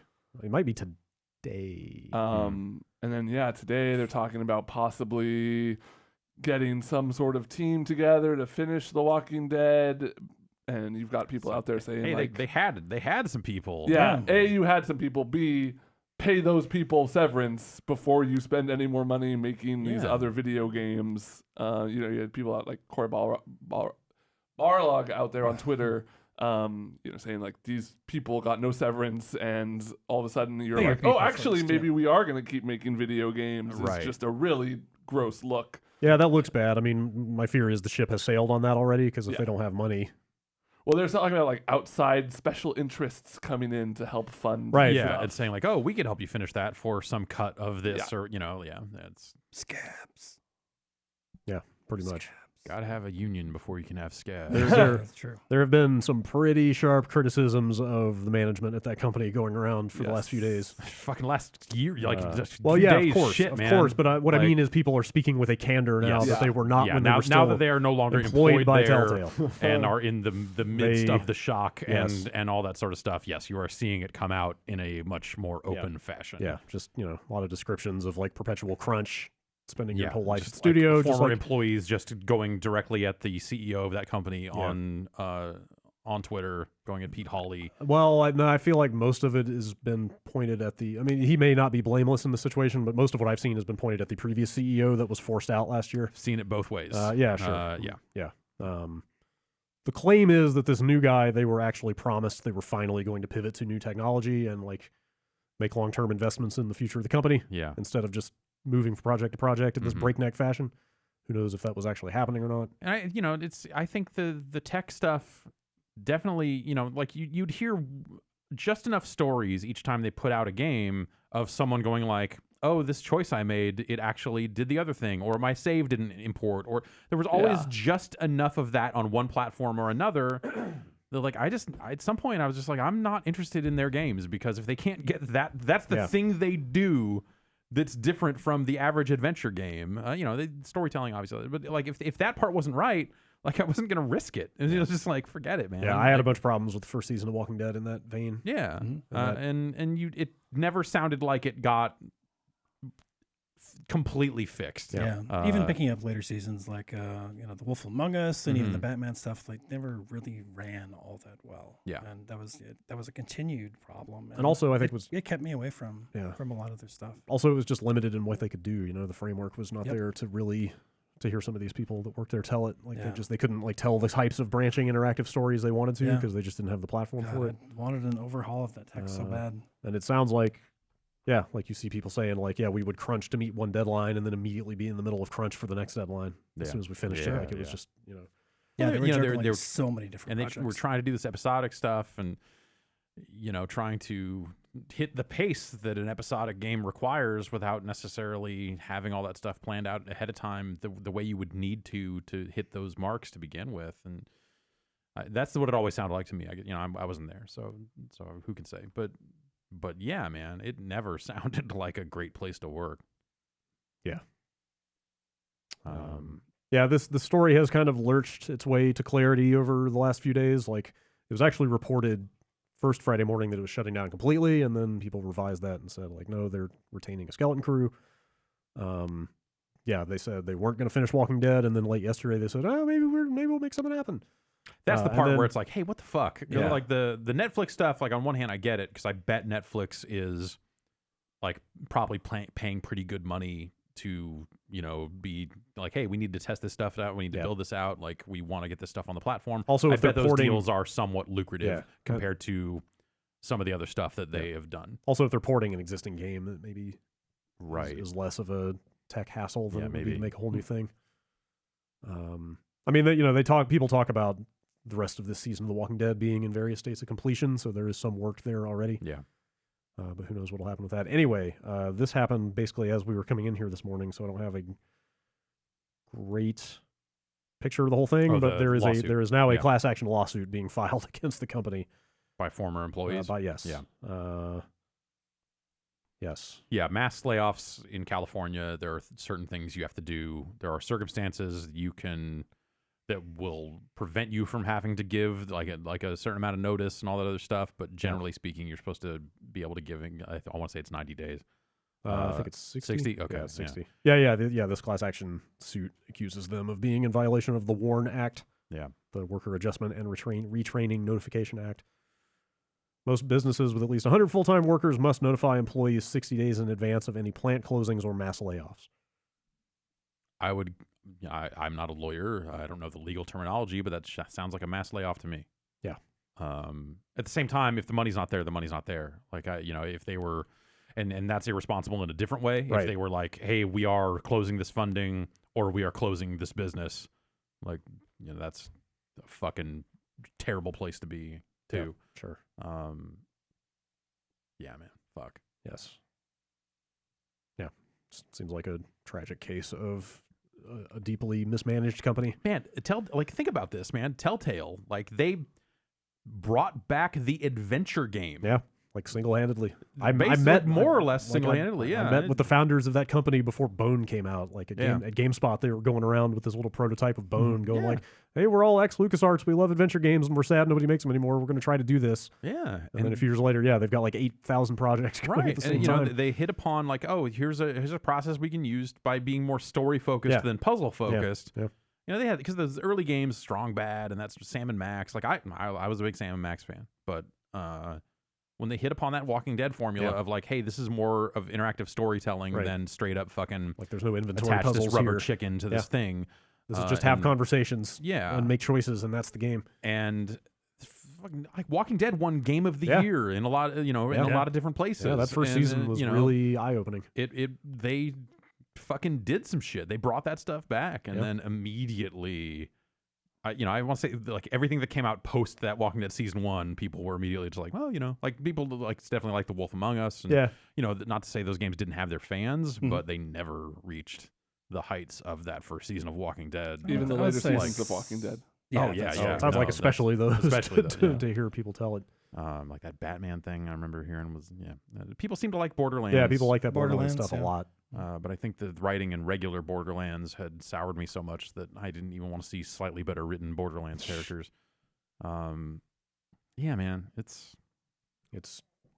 crazy to think like how quickly those fortunes turned. But at the same time, I guess like the bits and pieces, the hints of it were there all along. Yeah, because you were seeing these games come out, and people were like, "Oh yeah, this is not as good as The Walking Dead, not as good as the other thing." This sort of fashion this is still. Hindsight is 2020, and I was certain would not want to be in their position, but like it was on the management to grow their business sustainably. Yeah, in a way that was going to ensure that they didn't have to just can people with no benefits. I remember hearing stories like when they were on the rise, it was this thing of like, oh, suddenly like we're moving buildings, we have like 4 different teams, and we need to hire people to lead these teams, and that's just like that's top to bottom, it was just like they were signing IPs and building teams and building more teams and signing more IPs. It was just like the pace of it seemed alarming. Right. Like nobody forced them to have 4 games going at the same time. Yeah, they could have approached this in a more measured way, sustainable. But they did not do that. Now a bunch of people are out of work. It's rough. Yeah, and The Walking Dead is never getting, maybe not ever getting finished. Yeah. What about like season pass holders? I don't know. Right. I don't know. I assume they sold it the same way they sell other stuff, right? You could buy the season, and I mean, if the company is like, I don't know what they're doing, if they declare bankruptcy or what. You're probably last in line to get your money back, right? After all the other creditors and everything else, right? At the end of the day, you're probably never going to see your money back, unless a platform holder like a Sony or a Microsoft steps in and goes, we're going to refund everybody that bought this because otherwise they're going to hate us too. Oh, I wonder.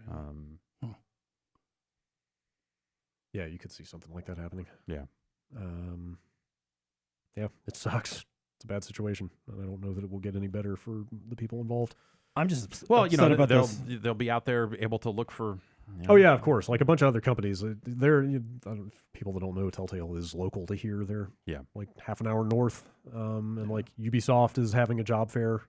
Yeah, and I think taking them out to drinks and stuff, and like a bunch of other companies are reaching out. Like people are trying to help where they can. But what I mean is, I don't know that they will get much out of the Telltale management at this point. The way this has gone down. Yeah. Hopefully that we'll see. Yeah, lawsuit gains some traction. Maybe we'll see. I'm super upset about the shitheads out there that like want the people like the devs to like work on the rest of this these 2 episodes for like free or something like that. People have actually been saying that. Of course, somebody has been saying that. Yeah, I know. It's fucking ridiculous. If you love the game, you do it. Yeah, that's how it works. Yeah. Fuck eating. Yeah. Leave in the street and finish this game for me. Stay tuned. Hopefully that will end up in a better place at some point. Still evolving by the day. Yeah. In lighter news, last week, Sony's making a PlayStation Classic. Little and cute. Tiny PlayStation. Yep. Sure. It's an idea whose time has come. That's right. The time is now. Finally, someone can make a miniature version of their classic game console finally, with a handful of games embedded. The worst aged generation console can be yours. Yeah. Okay, I'm glad No. somebody is with me on that. I mean, Like, there were a lot of really good PS1 games. Wait, There were a lot of good- we're talking the whole generation, Yeah, right? Not, PS1, not just PS1. N64. okay, yeah. It's like Yeah. Collectively, all those consoles. they were good. Don't get me wrong. There are good games on there, Yeah. better at the time Oh yeah, than they are today. it was a transitional period. Yeah. I'm about to play some PlayStation 1 game. I played some PlayStation games 2 days ago. What did you play? Symphony of the Night. Oh yeah. I mean, that is a game that holds up because it looks like a hyper 16-bit game. Yeah, well, yeah. Is that going to be on the collection? Not as yet. It's gonna have. What do we got so far? It's gonna have 20 games, but they've only announced 5, which are Final Fantasy VII, Jumping Flash, Ridge Racer Type 4. Is that the 4th Ridge Racer? Yes. Okay. I don't know. R4. That's the one. That's Is it? honestly like Okay, I was that's the gonna one that say, has some legs. Like that's okay. that's a savvy inclusion. I feel like, I mean, obviously the first one is kind of the big Yeah, but breakout the first racing one has game. a for- track. It would Well, be I know. fucking disappointing. but You like- would be bummed. Sure. Tekken 3 and Wild Arms. I don't know about Wild Arms, man. Oh, it's good. I'd Opening put song. something else. It's okay. I'd put something else. Yeah, I- if you only got 20 games on the Yeah. PlayStation, You got to hit a couple niche ones. I'd you throw know? in Yes. tactics then. And also, Yeah. it's got to be games. Like they're gonna lean. I want to say Sony published Wild I think Arms, they- I right? think they so did, it's yeah. stuff that like they Yeah. can get for nothing. sure. I'm glad they announced Final Fantasy VII, so you don't have So like the people aren't just, screaming about it. Give that to everyone. Like, Yeah. yay, it's gonna have. Just get it out of the way. No one Don't worry fucking about the needs it. remake. It's coming out 9 different ways. I man. agree with you, But but But if you're getting like the classic, Well, that's- yeah, That's I mean, come on. 3 It's like discs. not putting They Super could Mario put World on the 22 SNES class. games on it if they didn't put Final Fantasy 7 on there. I'm pretty excited that Jumping Flash made it. That's Yeah. pretty silly. It's pretty good. This thing. What's everyone's one like? Forget the Like so that I- they're leaning towards publishing. Like that I just would want to Eye play, or and just that Sky, it should have. that you want on there more than anything. Ape mean, Escape. What was Well, that? it's not. Well, so I mean, I guess that's probably the most scandalous aspect of this whole thing, Yeah. right? Yeah. Is that it comes with 2 controllers, but they are original controllers. No Ape No, Escape. no rumble, no analog. I also noticed some people pointed out that they very clearly say it comes with 20 games installed, whereas the wording on all these other classics are like, it just comes with these games, which is maybe leaning towards maybe there'll be like a second pack you can buy at some point. Or I think they clarified. Did they? Since the Okay. same like nope. Yeah. But I'm not 100% positive on that. But Is but, Ape, al- but also no. is Ape Escape playable at all without the analog? No. Okay. Negative. Okay, so no Ape Escape. Yeah. Nope. And I think that was the first game I thought of. Was man, they need to put Ape Escape on this thing, want it, and that was yeah. before I saw the controllers, and was like, oh, why would you do this? How would you do this to me when you know it was like, why the cheaper fuck to- are they doing this? It's cheaper to make. Yeah. And so then at that point, you're no longer playing like the proper, like you wouldn't be able to play Metal Gear Solid the proper way with Rumble. Yeah. I bet that won't stop them from putting it on there. I wonder. I mean, if this thing is, if they're pitching this as here are the 20 greatest games of the PlayStation. They're not, because the Ape Escape's not on it. I mean, but that's So- what these things are. They're not, because it probably won't have a Tony Hawk game on it because of music licensing, Or, I guess they did do Tony Hawk HD, so maybe that forced them to reapproach to open those relationships to do the music, but also I guess they don't have a relationship with Tony Hawk anymore. So maybe Activision wouldn't be able to even grant rights to put that out. Maybe. Grind Session. There you go. It's like Tony Hawk, but Pigpen is in it. No? Mm-mm. Nah. Grind Session's still pretty good. I want Tomba. Little pink-haired kid. Yeah. Okay. Yeah. Yeah. Swing a hammer at some pigs. I'd mean- say they probably need a Twisted Metal game on there. Oh sure. I mean, I I guess so. I don't think those games. I mean, there's I this don't think whole. those games hold up, and like visiting them in retrospect is like I'm not actually sure that those games were ever good. Yeah. But I mean, there's this you whole need array to of put a Twisted launch- Metal on there. There's this whole array of launch games that sort of fit into that category. Like, I think I still like Warhawk, but I don't know. If I played it today, maybe not. Agile Warrior. Let's put that on there. Street Fighter the movie. No. Yeah. The home version. Of course. Yeah. Yeah. No. There's zero way this thing does not have Metal Gear and Symphony of the Night. Like, that is just insanity. You think they'll put Crash Bandicoot and all the other Yeah. mascots? I would say just the first one. Okay. Medieval. Just the Didn't first you play Crash with a Maybe- fucking analog stick I though? don't think Maybe so. they No, do- that was I highly at doubt least it. 3. Okay. First one for sure was D-pad. Do you think they really do Crash and or Spyro because like they've got those? Yeah, remakes? like they those could do collections, Medieval, but that's getting a remaster also. Yeah. Like, Earthworm Jim 3D. I mean, to sell this thing, like Oh. think about it. Those- Like to sell this thing, like what are the things that people identify with in their nostalgia with Yeah. the PlayStation? Like that's what you have to right? put on here. Yeah, So in that sense, it is Crash because Crash was the platform mascot. and I guess that's less important than like, oh, they want to sell you a remaster because this thing's trying to hit a different market at a different price point. So Yeah. maybe it's you know it could You know, still this be is on for there. people who this is their like first or second console. It's like, you know, these are the games I played as a youth and I want to recreate that. Yeah. One time for about 45 minutes, Yeah. Yeah. and then I'll put it on a shelf. I actually plugged my SNES Mini in over the weekend for the first time since the month it came out. Mm. What'd you do with it? Played a little Kirby Superstar with a Okay. friend. Yeah. It's a good game. Working on my Mario World speed runs. Mm. Trying This- to crack that top 500. This thing is weirdly similar to the Nintendo ones. Like it even does not have an AC adapter and is only USB powered, just like those. Yeah, Which makes me wonder if it's running on similar hardware or something. I wonder. That's yeah. That's a weird. It's a that was- weird detail to be the same. That was the other thing I thought of. Was immediately like, I wonder if you can. How easy is it going to be to put other games on I this? can solder an SD card onto this thing. You know, I'm sure pretty easy. I wonder. Yeah, Yeah, we'll see. maybe. Yeah, I wonder what powers it and how accurate the Oh, yeah. PlayStation emulation is beyond these 20 games. Sure. If you were to suddenly start forcing other games onto it, would it work at all? Or I think it's did going to have they- like save states like the SNES I Mini think and that stuff. they said that I want to say they said that the open button and like there's a menu and suspend and all that sort of stuff. Okay. Like you're not going to Yeah. put little memory cards in it, unfortunately. Yeah. It's $100. 2 controllers. I have not gotten a read on how long the cords are on the controllers. Yeah, their photos are It's hard to tell. deceptive. Yeah.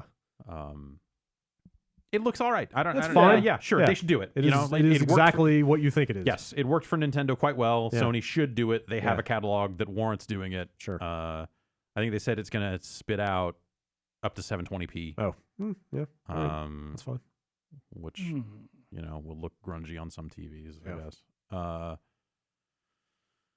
And also, I wonder if this thing is just repurposed, stripped down PlayStation TVs. I wonder. Do you think they had a warehouse full of Vita parts that they just Huh. built these out of? Funny you should ask. So will you be able to carve these open and actually do way weirder stuff with them? That would be awesome.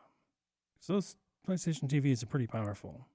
They Mm. can do a lot of stuff. I mean, it's basically just a Vita, right? Yeah, That's all but, it you know, is. compared to like a Raspberry PS1. Pi or Oh, I compared to don't know. PS1. I'd say the Yeah, I guess Current more Pi is Pis are way fine. more Yeah, powerful you're than right, a you're Vita. right, You're right.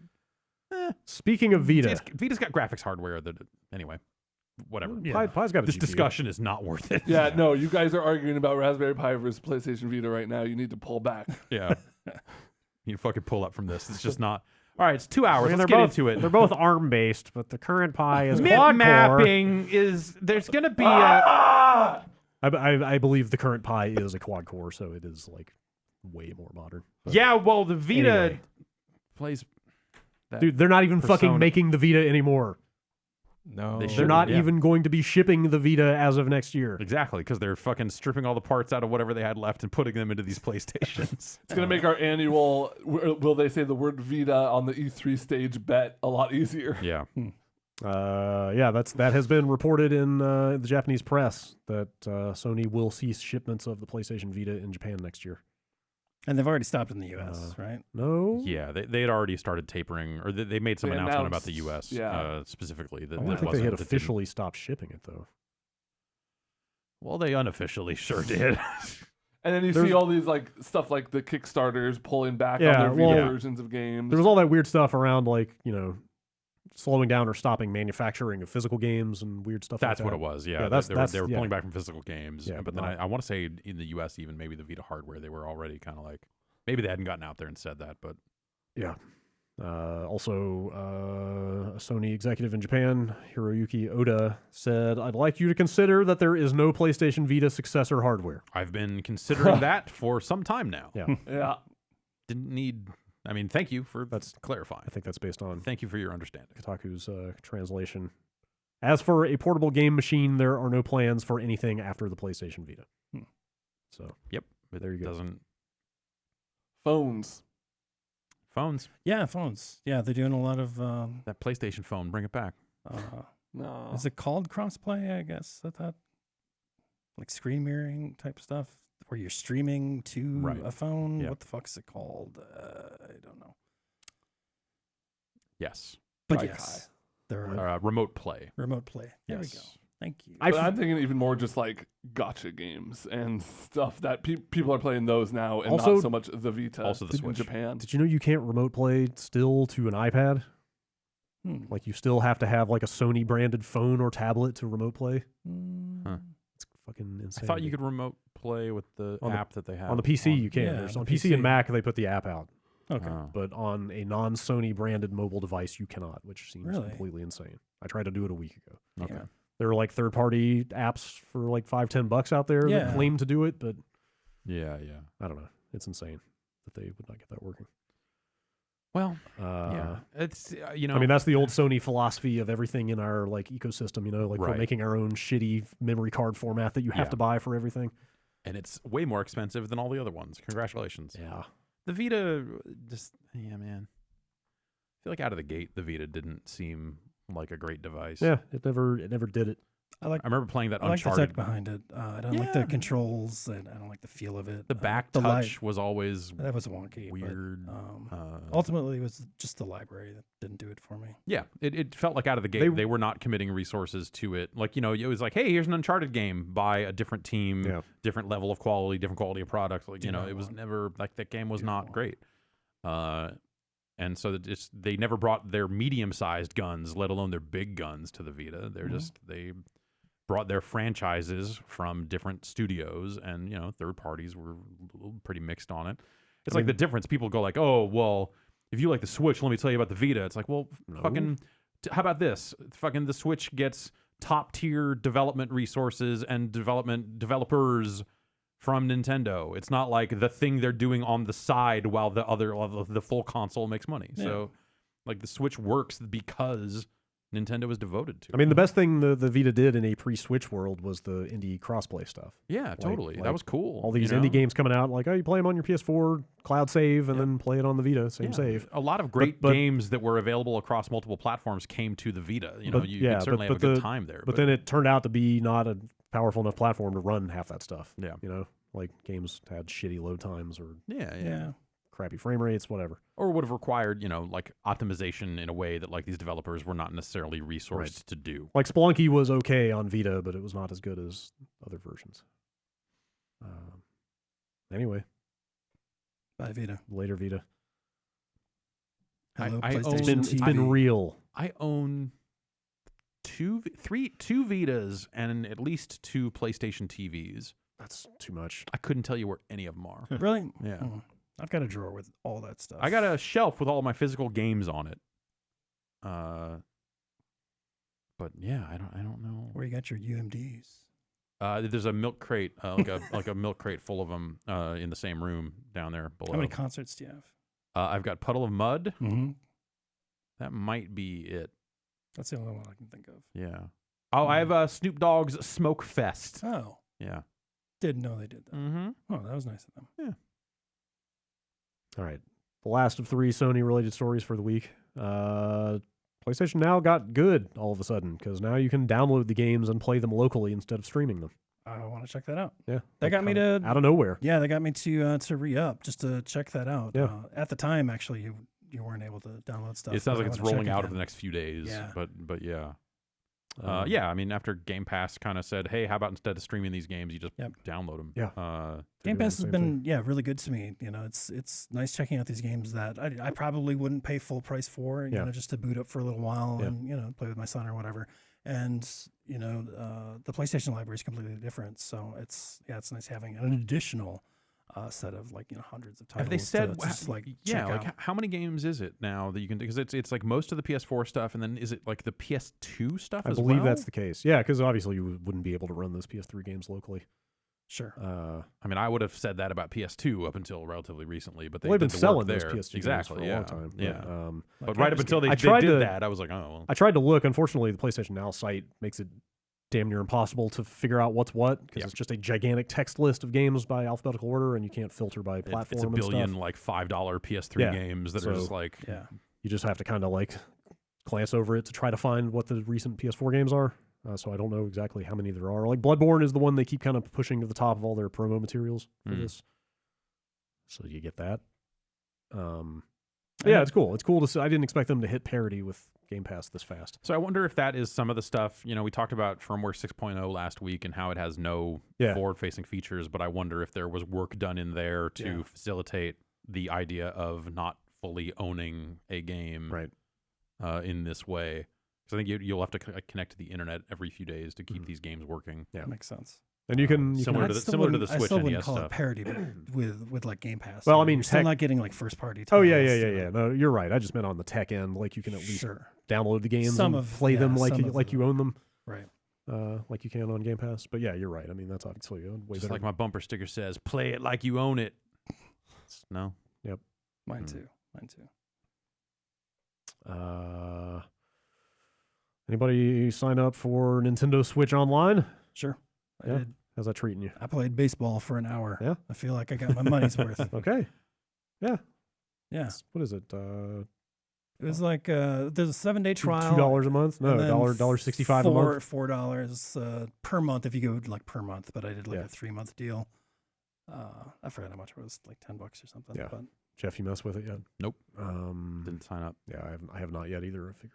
We did mention last week the online, the iPhone app no longer did anything, but I opened it up. It looks like you can still do the Splatoon stuff. Oh, even if in you're the not a app. subscriber?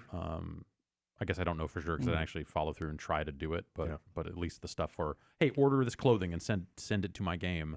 That functionality was still in there. Yeah. So I got even it though I was installed not and signed up, and I opened up the app, and it was only showing Splatoon. And where I've got like Mario Aces and shit, I don't know how that stuff gets.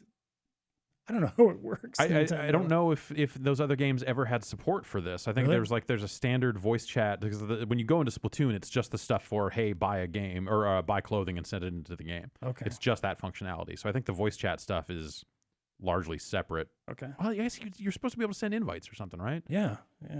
I don't know. I guess the icon that I have is just the Splatoon and just do like game invites or something like that. Yeah, so I think that it's just the game invite stuff. And then when you do the game invites, maybe the voice chat stuff shows up from there. I forget how it's supposed to work. I don't know.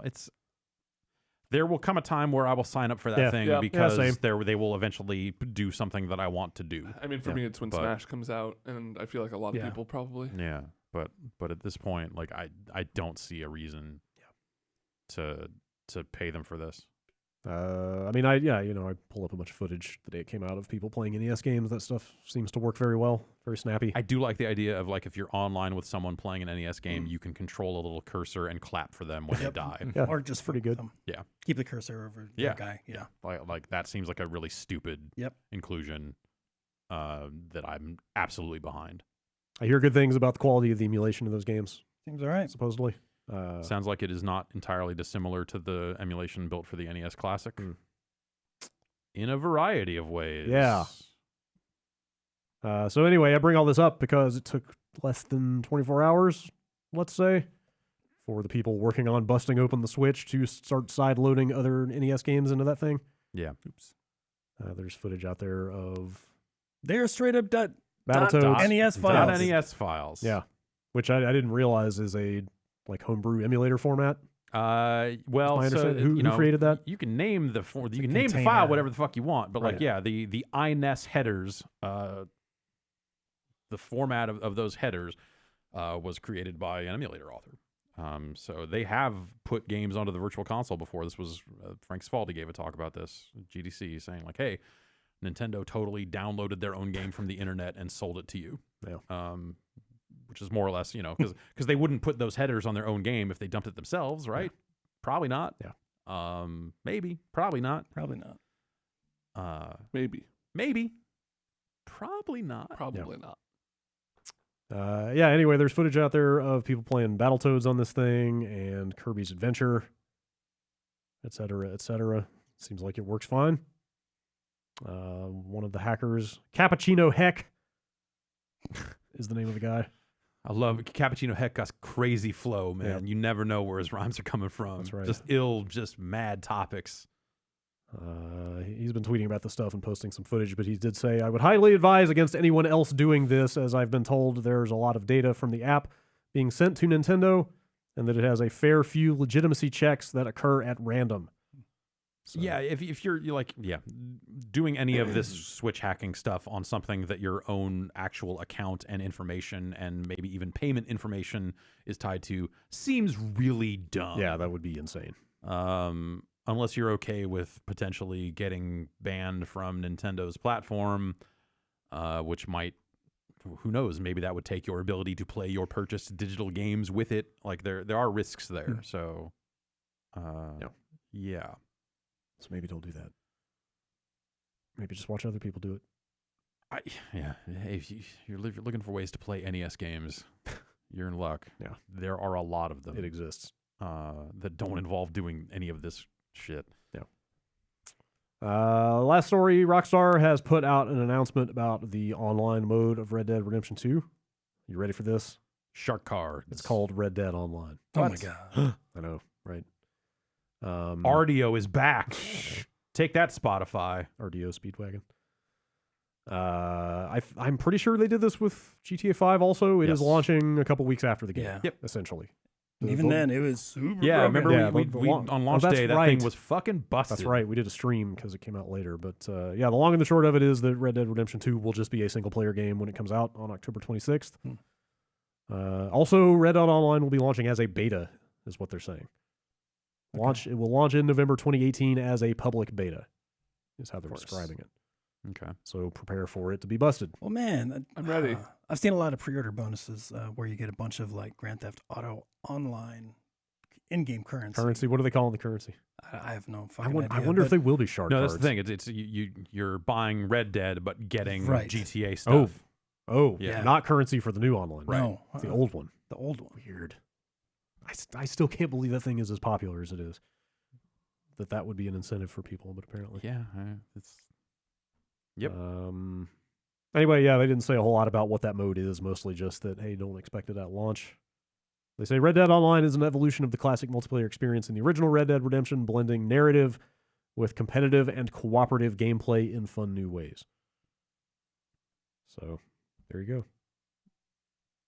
I hope they expand on. I'm surprised to see them reference it as an expansion of the previous Red Dead, as Yeah. opposed to we are taking what we learned from GTA Online Well, and expanding sure. from there. But I mean, I Because kind of GTA Online, think you know, GTA Online kinda has some some things in of- common definitely, with that. Yeah. If you look Because at- there is a free roam component to it, right? Exactly. Which, yeah. yeah, that's what the first, yeah. I mean, if it's more of that, if it's like mount up with your posse Yeah. and just go out and make life hell for That's other right. people, Go to the Rockstar Social Club and join the regulators today. that kind of sounds fun, maybe? See?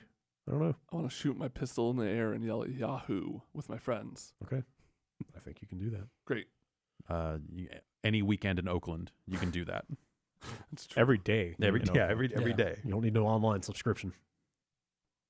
All right, that's the headlines for One the week. more Oh, thing. sorry. They have added a new Pokemon Oh, boy. Oh, that's right. to the giant. boy. Breaking And they news. added a new. Yes. This is like all new Pokemon, is that right? Hell, used? yes. Don't they it do that is. all the time? No, But like well, they do it no. in bulk. They do like, guess. hey, here's a fucking full game coming out. This was just like surprise. Here's a new little Pokemon for that ass. slime nut looking guy. What? Ugh. His I name, haven't seen this. his name is His or her Meltan is called Meltan.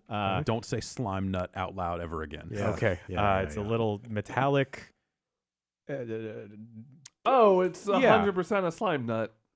Thank you. Don't- Thank you, Ben. Gross. Anyway, It's like if Ditto got a big old lug nut dropped on his head. exactly. So people on the Pokemon forums are speculating that Yeah, this was a old design of a possible Ditto evolution that Nintendo or Game Freak is including now to tie it into the future release of Let's No, Go. they're just making Pikachu shit and up. Eevee. They're just like, what if we had some slime and a nut? Because like with this You're thing, right. this thing was it just showed up in Pokemon Go out of nowhere, Yes. right? And then they would turn into Dittos. Yeah, there was a community event going on this past weekend to catch a shiny version of Chikorita and occasionally Shiny Meltan. Virgin Chikorita.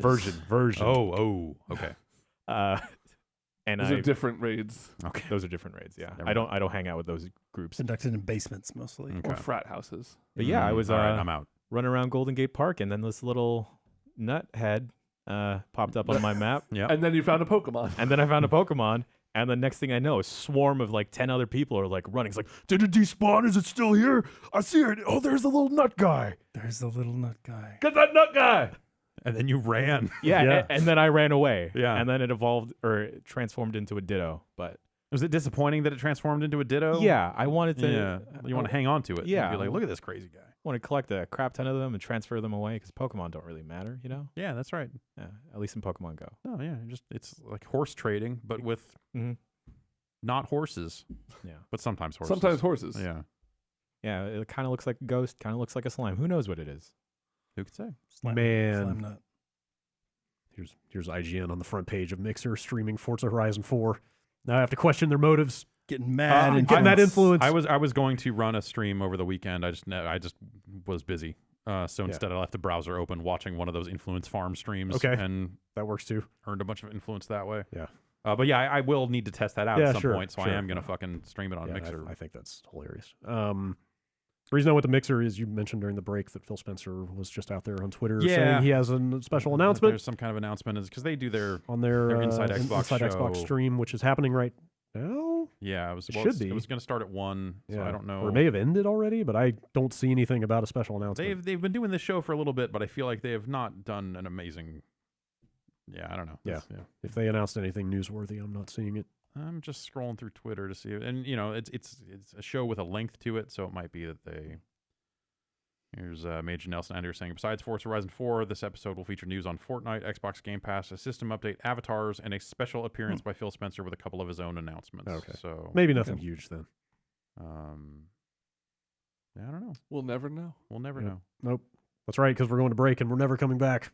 Yeah. No, wait. Actually, we have to read emails. Yeah. Okay. All right. And then we're never coming back after that. Yeah. Except for the after show. Yeah.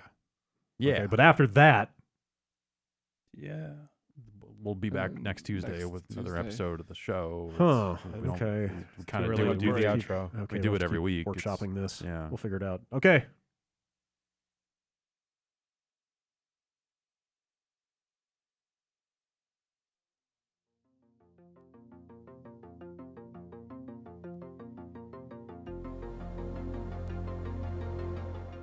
Dreams. Dreams? We all have them. Speak for yourself. No. I can say definitively Mhm. as a neuroscientist, Uh-huh. uh, That? amateur neurophysicist.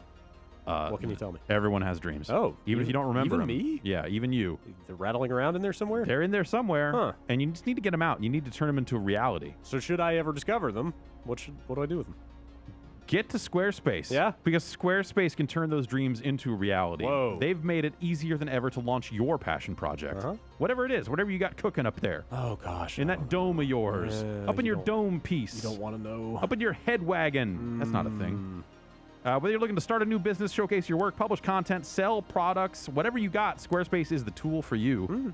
They've got beautiful templates. Yeah. World-class designers worked on these things. Wow. Yeah.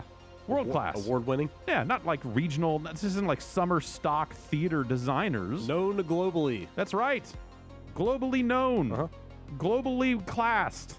You can customize whatever you want about them, too, with just a few clicks, making every website your own. Like it's blue and then I get to make it red? Yeah, if you want to make it red, Wow. I'm confident you can use these tools to make it red. Man. Squarespace's powerful e-commerce functionality also lets you sell stuff. Whoa. That's right. Can I sell red?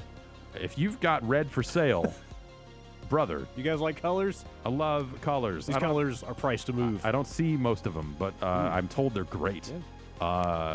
Analytics will help your site grow in real time. That's right. You can look at these analytics as people come in and shop colors. You know if the red's moving. Hopefully the numbers are not red. You want those numbers to be. You want the numbers to be black. That's right. not red. All the way in the black. Everything's optimized for mobile, so you can use phones, all that sort of stuff. Yeah. Nothing to patch or upgrade ever. And on top of that, buying domains is simple. You get the help you need with Squarespace's 24/7 award-winning customer support. Did you know that Squarespace empowers millions of people? It's a lot of people. Millions. It's a lot. That's right. That's everyone. Designers, two lawyers, commas. artists, players, restaurants, gyms. Players? Players. Huh. You want to turn your great ideas into something real? Sure. Hey, Squarespace. Head on over to squarespace.com/bombcast for a free trial. When you're ready to launch, use the offer code BOMBCAST to save 10% off your first purchase of a website or a domain. That's squarespace.com/bombcast, and the offer code is BOMBCAST.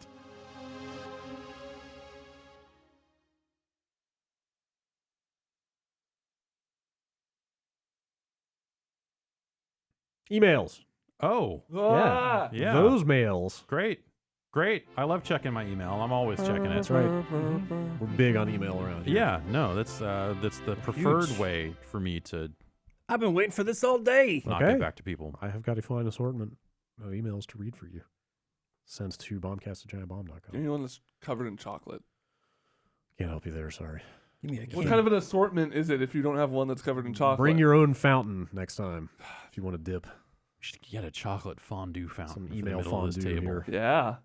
Not at all messy. No. I mean, they give you those sticks. Yeah. I had a friend at my senior prom. We had a chocolate fountain, and then a Mhm. friend of mine thought he'd look nice if he wore all white to prom, and No. decided to go for the chocolate fountain, Oh, and it no. didn't end well. Ooh. Didn't end well. Oh, Mhm. man. At that point, you put the whole suit in. Yeah, Yeah. I told him to just dip it in. You know? Yeah, magic shell. Yep. That Yeah. shit. Yum. All right. Ryan from West Palm Beach, Florida. I was talking to my cousin this week and brought up how I don't think there will be a PSX this year, considering there haven't been any major announcements yet. And by the look of last year's dumpster fire, things don't look good. He replied that Capcom recently announced that Capcom Cup 2018 will take place from December 14th to 16th at the Esports Arena Las Vegas inside the Luxor Hotel and Casino. I Googled and he was correct, seeing as how previous PSX events have normally taken place somewhere in California and topped the weekend off with the Capcom Cup. This seemed like a clear indicator to me that PSX is not happening this year. Though maybe I'm wrong, and Sid Schumann will soon announce that all of our wildest dreams will be coming true.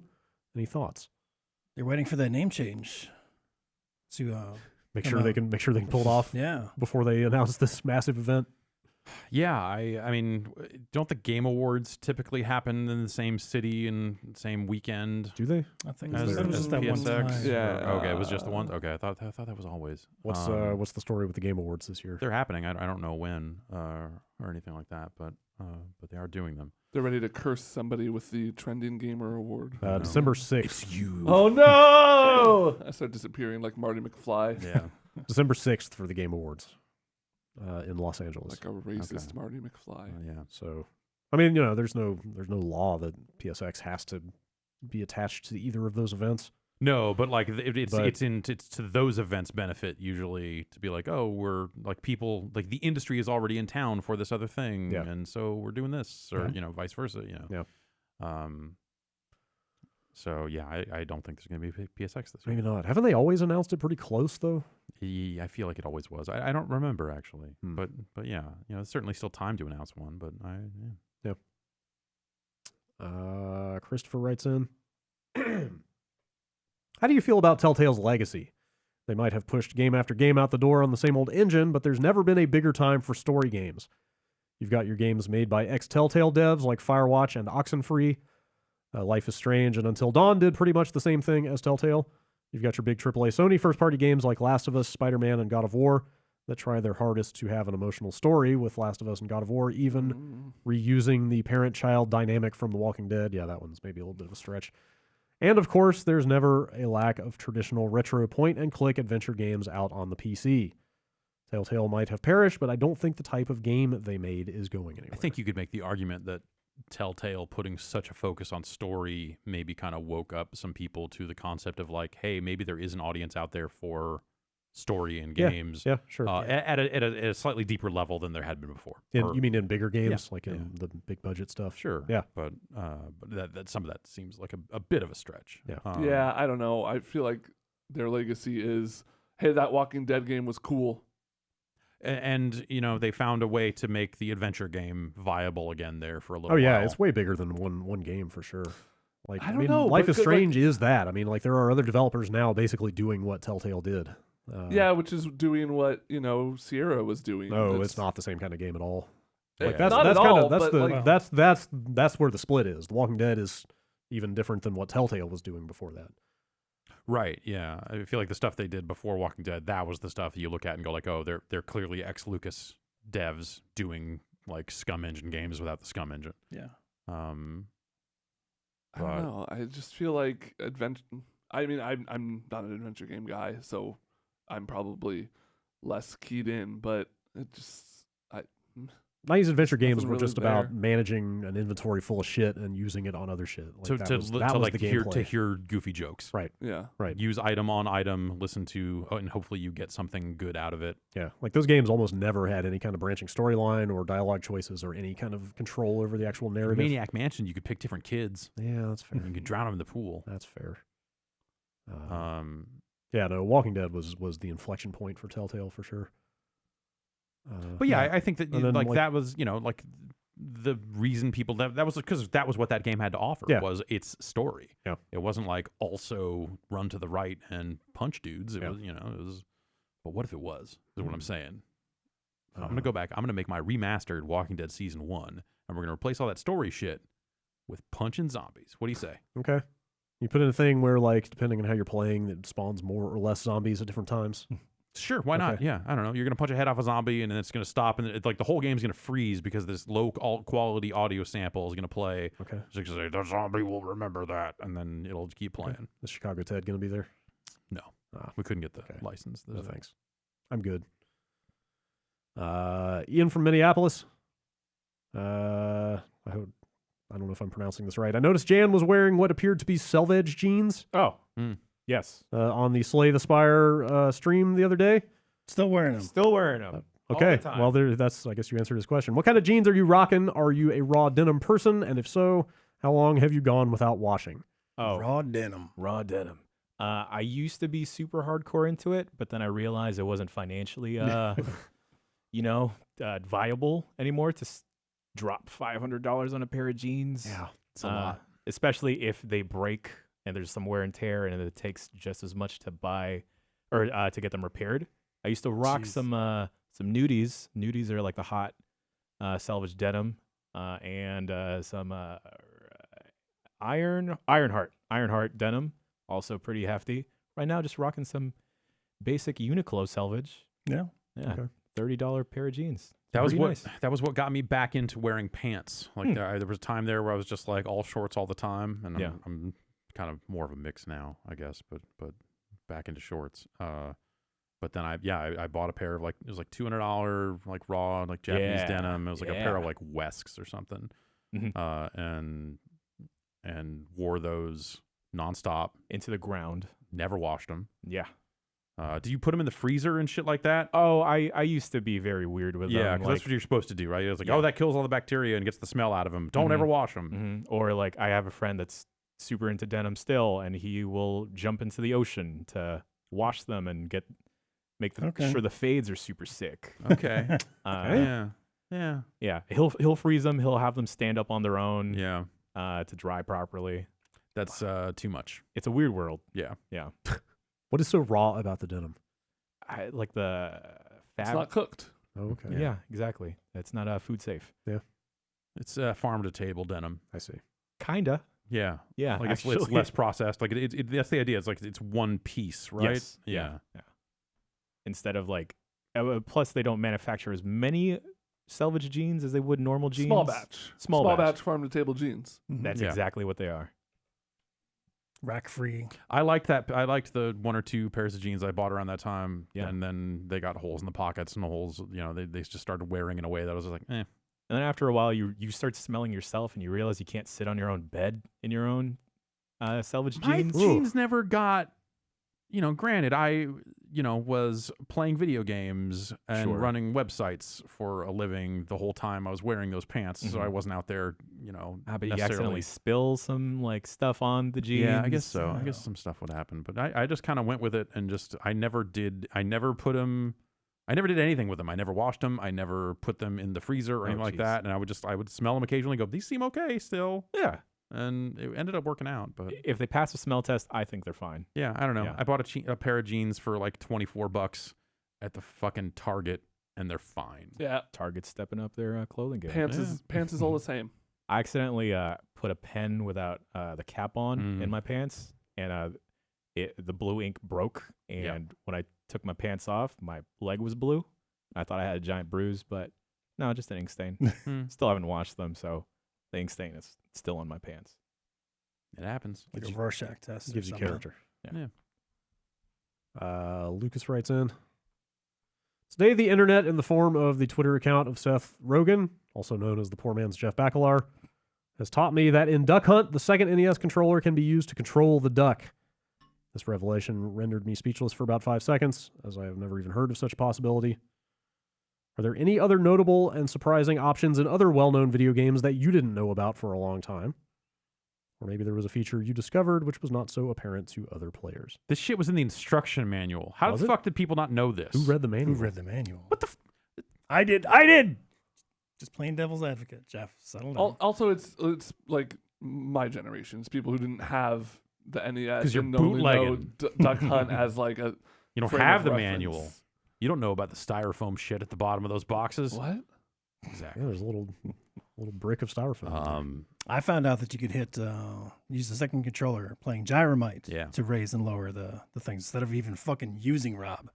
That game got I'm like- a lot easier Yeah. as soon as you were playing it that I way just too. keep it on the floor and use my foot. I've never fuck seen this. I've never seen a Rob in person, but didn't they like break constantly, or not I work never right? really fucking used it. The glue. So it came with spinning tops, and there was a metal, a heavy metal weight in the top of it that gave it its weight. And that thing was glued into place, and the glue on all my spinners would come loose in a way that made them not spin as well anymore. Get some new spin glue Yeah, I need some new spin glue. You go harvest it. on the moon. Yeah, it's on the moon. I used Rob the Robot for its intended purpose of playing Gyromite, probably 5 or 10 times. All right. And then after a point, there was a Rob test mode in Gyromite you could use where you could just make the robot move around at will, and we would use it to pick up G.I. Joes and move it over and drop them into vats of acid and kill them and all this. It was an evil Cobra robot. Okay, yeah, It was pretty fucking awesome for that shit. it's pretty good. But Rob is pretty lame. But yeah, you could. That is. I played a lot of Duck Hunt holding the controller and the gun. You don't have like super fine control over the duck. Yeah. Like if you hold up and to the right, it doesn't immediately it's just kind of pin to the corner. It's like more of a suggestion. It'll kind of right? yeah. But you can definitely influence its movement. Yeah, that was. I just point blank put the fucking gun right against the TV. It's a great way to do it too. Yeah. I think I mentioned on that Super Mario Brothers stream we did that I didn't know about the holding A trick. Oh, like, to basically continue until that stream. Yeah. Which was nice to have. Mhm. That's all I've got. Codes, man. Codes. Cheat codes. Yeah, I love them. Enter and give me all the latest codes.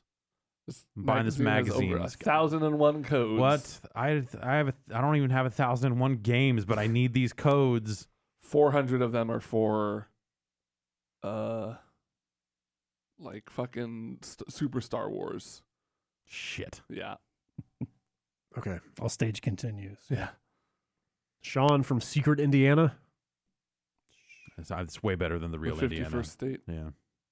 Out of nowhere, I was just thinking about how, with the right combination of controllers and codes, you could play a game of Phalanx from the Super NES that was squirreled away inside the PlayStation 1 Fighter Zero divide. Oh. It got me wondering, what are some of your gotta play favorite that secret soon. games within a game? Or just some wild stories about how some code or character or reference wound up in another game. Oh, that's cool that like Pong was in one of the Mortal Kombats. Yeah, sure. And that Was weird it Galaxian thing. I 3? think 2 had Pong and 3 had the weird Galaxian. Oh, I think you're looking right. game. Yeah. Isn't like Zork in Black Ops? That was really cool. Was That it the whole thing game? was cool. Is Yeah. it the whole Zork? Yeah, there was like a terminal, and there was like a whole hacking thing. You're guessing passwords and reading email, and like Black Ops 1, that terminal thing is rad. Yeah. That and Enter the Matrix had a similar terminal Yeah. mode thing Okay. that was cool in a lot of the same way. But yeah, Zork was in that thing. I really, I got to learn and love Jetpack because of Donkey Kong 64. Oh yeah, Yeah. Or is it just Jetpack, or is it like Jetpack Willy or something? It's like the one that? where you build Yeah, the I rocket know what it ship. is. I guess that is just called I Jetpack. think it's Yeah. just called Jetpack. Or I've said- Jump Pack. It's Jetpack. Okay. Yeah. I've said it before, but the snail game in the Sega Master System. Yeah, that's fucking mind-blowing. Yeah, that's pretty good. You're playing a game, but there's no game in there. It was lame. Like later, it's not a good game. Well, I mean, no, but later versions of the Master System BIOS would have like Alex Kidd in Miracle World built in instead of the snail game, and a menu. It was like they would tell you how to do it. Yeah, because they were like, hey, it's got a pack-in game now. And they were just straight up saving on manufacturing by just putting it in the console. Yep. Nah. Does that mean you didn't get the snail game? You didn't get the snail game. Fuck that. Right? It's not a good game. No. But it's got the music's pretty good. Finding out that there was a whole extra bonus game in your console that you should do a show all about pretty exciting. Games in games. Yeah. That'd be fun. Compile. And then we should put that episode of that show into a game. Oh. Put that inside another podcast. Okay. Yeah. Embed that show. Put that in your podcast and download it. Ooh, that's bad. Yeah. We're selling T-shirts that we're getting into the true podcast merch game. I wouldn't be surprised if Joe Rogan already had that shirt. I bet he does. And then it says, if you're not smoking DMT, you're garbage, or something like that. Or Google, like something way more heinous. Project Blue Book. Alex from Flint, Michigan. Recently, Nintendo decided to let you voice chat with any player in your game on Mario Kart. Given the past that Nintendo has with online voice chat, I was really surprised to see the roughly 6 players in voice chat notification when getting into a match. I was doubly surprised when the chat was actually really great. I guess I expected your run-of-the-mill mic spam, slurs, and other terrible nonsense that unfortunately comes with all online games. But what I got was completely the opposite. When kids joined the game, any swearing was either minimized or completely stopped. People were mostly chatting about what games they're looking forward to on the Switch, or just cracking light-hearted jabs at each other about who was winning. At one point, someone's younger sister joined, and although she was often in last place, everyone told her she won when she asked after every match. Obviously, this is all anecdotal and not representative of all online chat for the game, but what are your thoughts on this? Could we expect to see more Nintendo games get voice chat for all players? First of all, do you think that you... I just want to say people who don't play a lot of online games really like to over-exaggerate how bad online communication is in video games. Like, I've been playing a lot of Overwatch lately. I've played a ton of Dota. Like, you get toxic people once in a while, but really, like, it's not that bad. Most people don't get on mic because they don't want to talk to anyone at all. And if... I don't know. I just feel like there's such a... Yeah, but the shitty experiences are the one you're going to remember. You should get into Call of Duty. Also, yes, the game. Yeah, that's kind of the point that this guy's making, right? Is that like maybe Mario Kart attracts like more decent people? Yeah. But actually, I mean, that's not even like even Call of Duty. Just because of consoles not including good headsets anymore, like just all voice chat has fallen off a cliff.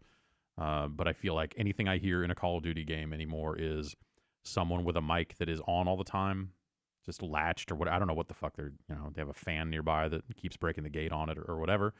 Or it's someone being super shitty. But it's usually not people being super shitty. It's usually like garbage, like people not intending to be heard that have left their PlayStation camera mic on, or they're like one of the 9 people that still have a Kinect plugged into an Xbox or something. You hear, so it's damn it, and then a bong sound. Yeah, well, that would be much improved. Instead, it's just like room air all the time, just because someone has a fan pointed at their microphone. From Jack in the Box? Hell yes, I do. Hook up a microphone. Just say, yes, get me one of those boxes for stoners. I am not high, though. I just like good stuff. I just like cheese. Yes. And 2 tacos. Don't put lettuce on the tacos. The lettuce is too wilted. Next email comes in from Sam. What the heck ever happened to Twisted Pixel Games? Maybe more importantly, will they ever make another Splosion Man game or re-release the old ones? I think it's been the perfect amount of time for them to be re-released. I remember the Maw and how fun that was. I think it was one of the first downloadable games I ever played on a console. I remember towards the end that they made some game where you played as a motorcycle dragging your rider on the ground as you raced through levels. But yes, Splosion Man and Miss Splosion Man were way ahead of the console downloading curve and were excellent platformers to boot. Will they ever return? And what, if anything, is Twisted Pixel up to? Wavy 2-man adventures, man. They made some good Chronicles? stuff. Chronicles. Wavy 2-man Chronicles, right? They make VR games. Yeah. Is that all they do? I know that's all they've done lately. Yeah, and it's mostly for Oculus, I want to say. Yeah. So Oculus has published Wilson's Heart, I think, was the last thing that shipped. Okay. And then they have that spy game that I saw at E3. Okay. Whose name I Right, cannot remember. yes, that's right. That is a Twisted Pixel game. Yes. And I think didn't they become independent again? They did. They pulled a They got Bungie? out of Microsoft, yeah. They literally pulled a Bungie. They pulled the Bungie. Sold to Microsoft and then extracted themselves from Microsoft. Yeah. Yeah, there you go. If you want to see some Twisted Pixel stuff, get a VR headset. Gunstringer and VR, let's do it. I played some God, the Explosion Gunstringer. Man 3 months ago. Yeah. Still holds up. Explosion Man is good. I would love a bundle like Mr. and Miss Explosion Man. Yeah. you This know? game's come out on PC. I don't know. I don't think so. Let's see, not even I the second one? Re-downloaded the Maw. It's backwards compatible, I think. Which one was the Ma? That's the So one it's like where a you- purple where it alien go, dude. "Ma!" It's like The the little Maw. adventure game. Oh thing. yeah. But I figured Griffin would Adventure like it. games. Miss Explosion Man didn't come out on PC, but it did come out on iOS and Windows Phone. Okay. Weird. I wonder if it's still available. Hmm. I feel like a lot of games really come and go. Yeah. Off of phones. For sure. Spencer from Longmont, Colorado. Oh. I was listening to a recent Bombcast where a listener wrote in saying that Sunset Overdrive was the inheritor of Jet Set Radio's legacy. Absolutely not. And it got me thinking about Jet Set Radio Future.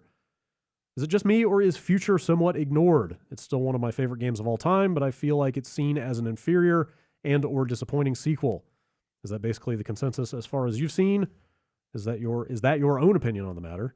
Personally, I love Future much more than the original. However, this may also be helped by the fact that I dug into Future before ever having touched or even heard of Jet Grind Radio. I tried going back to Jet Grind Radio as well as the re-release and found it to be clunky, imprecise, and just plain unpleasant to play compared to the original.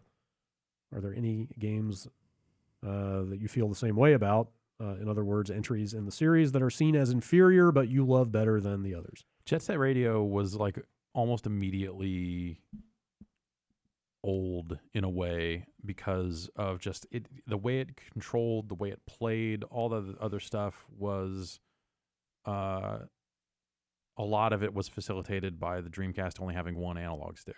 Mm-hmm. And so camera control, like stuff you would want in a third-person game would rapidly become standard everywhere else in around that time, the years that followed, all that sort of stuff. So it's really hard to go back and play Jet Set Radio now without that, because you're just like, man, fuck this. It just does not play well. And maybe it never did. That's kind of the other thing, is like it was very stylish. I always wanted to be great at Jet Set Radio, but I never fucking was. And yeah, I don't know. JSRF, I don't have strong opinions on it one way or the other. It was fine. That was not Dreamcast, right? No, it was Xbox. Xbox. Original Xbox? Yeah. Just Xbox? Just Oh, Xbox. that was at that Yeah, weird that time was- when yeah. all the refugee Dreamcast games were ending up on the Xbox. Like, well, the Dreamcast had Windows CE, so yeah. There was that while there that I feel like there was, I don't know how legit it was. I don't remember, but there was definitely talk about Microsoft buying Sega. Oh, right. At that point. Yeah. Uh, I mean, they even went with the same button layout. Yeah. All right. The last couple emails. Michael writes in. He's talking about the kids that I think it was you that mentioned last week that are way into Halo. oh, right. Yeah, sure. I feel like the 13-year-old playing Halo and dissing Fortnite is just the video game version of the kid who was super into Zeppelin and hated new bands. Sort of a, no dude, my dad already taught me what's cool. I'm saying that Dan Reichert would be heavy into the Halo multiplayer scene if he was 13 in 2018. Yeah. I mean, the kid also knew some really sick fucking card tricks, so. Okay. Damn. The kid's been around. Yeah. Seen some stuff. Yeah. Very smooth on the hand motion. I was very taken aback. I was like, I don't know how you're forcing these cards up. I don't get it, man. All right, last email. Will from Lansing, Michigan. He's gonna make a mint plan, 3-card money somewhere. Where does this email actually start? Due to my wife working a third shift and Destiny grind burnout, I found myself kind of bored tonight. Scrolling through the retro section of Twitch, I found a dozen NES Online speedrunners, and near the bottom was Billy Mitchell, of all people, playing Donkey Kong with 62 viewers in the room. I attached a picture to illustrate the vibes of the scene here, but sure enough, there he was in a suit, Statue of Liberty tie, and muttering things like, bet Twin Galaxies would like to see that, or wish I had a ref on hand for this one. Wow. Whenever he made a decent score on a board. He had he had a fundraiser up top for something called the Kong Off. He's made $600 since the start of the year with $1,400 to go. If you give Billy Mitchell $1,200, he will Kong off on cam. Fuck it, Kong off. Yeah. His Take Billy Mitchell private for 1,800 tokens. Yeah. His small talk and Twitch chatter seemed to be abrasive and braggy. He leaves the tie on though. Of course. Yeah. I wouldn't have it any other way. I will What say the fuck this am I though. paying for? I'll say this though. He is a master of his craft, but sadly extremely impatient. Not a master enough to play it on real hardware. I'm getting to that. Sadly, extremely impatient, one or two missteps, and he was resetting the machine. It definitely seems like the tape fiasco spawned from him just being frustrated and taking shortcuts. At one point, he claimed that Steve Wiebe wanted to pay him for Donkey Kong lessons. What? Oh, jeez. I mean, I imagine Donkey Kong is probably the sort of game where if you make those one or two missteps, you know your score is not going to be what it needs to be, so you might as well start over. Speedrunners do that all the time. Yeah, so I can't necessarily say that that's like outlandish behavior. Yeah. Rest of it though sounds real sad to me, but also not entirely. It sounds very in character. Surprising. Assuming it is a character. He likes to paint it as like, oh, well, the King Kong stuff. They cut it in a way that makes it's like I'm kind of playing a character, sort of. Like I don't know, dude. Maybe I'm getting worked here, but yeah, we should go find that stream. Yeah, I want to watch Billy Mitchell play and just get completely bitter. I do not. I super don't. Like that's it's just kind of sad. To watch this guy who has been banned from the thing that defined him to sit there and go like, I wish a ref was here for that. I'm like, no, that's because you got banned. Like the ref could be there and he'd be like, hey man, I'm gonna go out to the Jack in the Box. You want one of those stoner boxes or what? Like he's not gonna watch you play because it doesn't fucking matter. Don't have him put any hot sauce on the tacos because I got that. His own. If I don't know, man. I like the Jack in the Box hot sauce, so I'm gonna get that on mine. I don't need any of yours. No, thanks though. I have thanks though. I have like 3 bottles. No, that's cool. Thanks though. I got my own. If the ref was there watching him play, the ref would just be like, "Man, your score's still 0. That's weird. What's going on? I don't know. Like, why isn't your score moving up from 0? I don't know. It seemed like you were hitting those barrels, but you're not earning any points. It's bizarre. Yeah, I mean, Schadenfreude is one thing, but this is just kind of sad. Okay, that's it for emails. We did it. Now what? Now we Kong off. He didn't really do anything villainous enough to me for me to take joy in his downfall. No, like I just like that sounds like something I don't want to see. I mean, he did potentially cheat at the thing he is known for. Yeah, but that's not great. That doesn't really like harm anyone in the long run. He did that. They took care of it. The story is over. I mean, are there worse people in the world than Billy Mitchell? Probably. Like, if Billy Mitchell orchestrated this plot to shame Steve Wiebe and actually did like weird villainous shit, then I'd be like all for him having a pathetic Twitch channel or whatever. But he was just a weirdo who was very good at the game and couldn't stand not being the best or whatever his reasoning was for cheating. He's just a guy who wants to hold the Kong off. Yeah. So just give you him guys don't want to watch the stream, $1,400. but you'll tune in for the Kong off, right? Oh yeah. Okay, good. I Kong off every night before bed. Right. All right. I have to. Helps you sleep. Otherwise, Thanks for listening to the podcast. It's been fun. Bye. No. After show. After show. I got a sandwich. I'm gonna eat that sandwich, and then we're gonna do this after show. Okay. Well, let's all get to that then. I mean, you guys. Yeah. I'm not gonna eat your sandwich. Or am I? You fucking better not. Okay, what if you eat it from one end and he eats it from the other, and then you? All right. We'll have to find out. Now I'm back in. Okay. Now that's a Kong off. All right. Thanks for listening. We'll see you next week. Bye.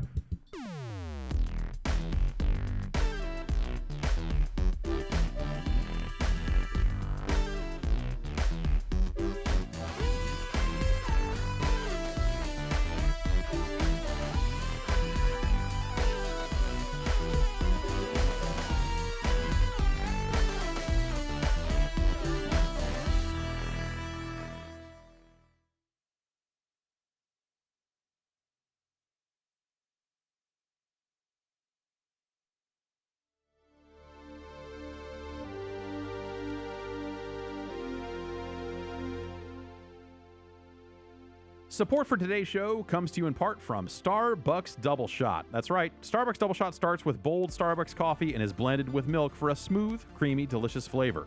It's enhanced with ginseng, guarana, and B vitamins. When you got more energy, you sharpen it up. You keep it sharp. You can get your things done. Quick thinking. Starbucks Double Shot is energy to do the things you actually do. Find it in your local convenience store.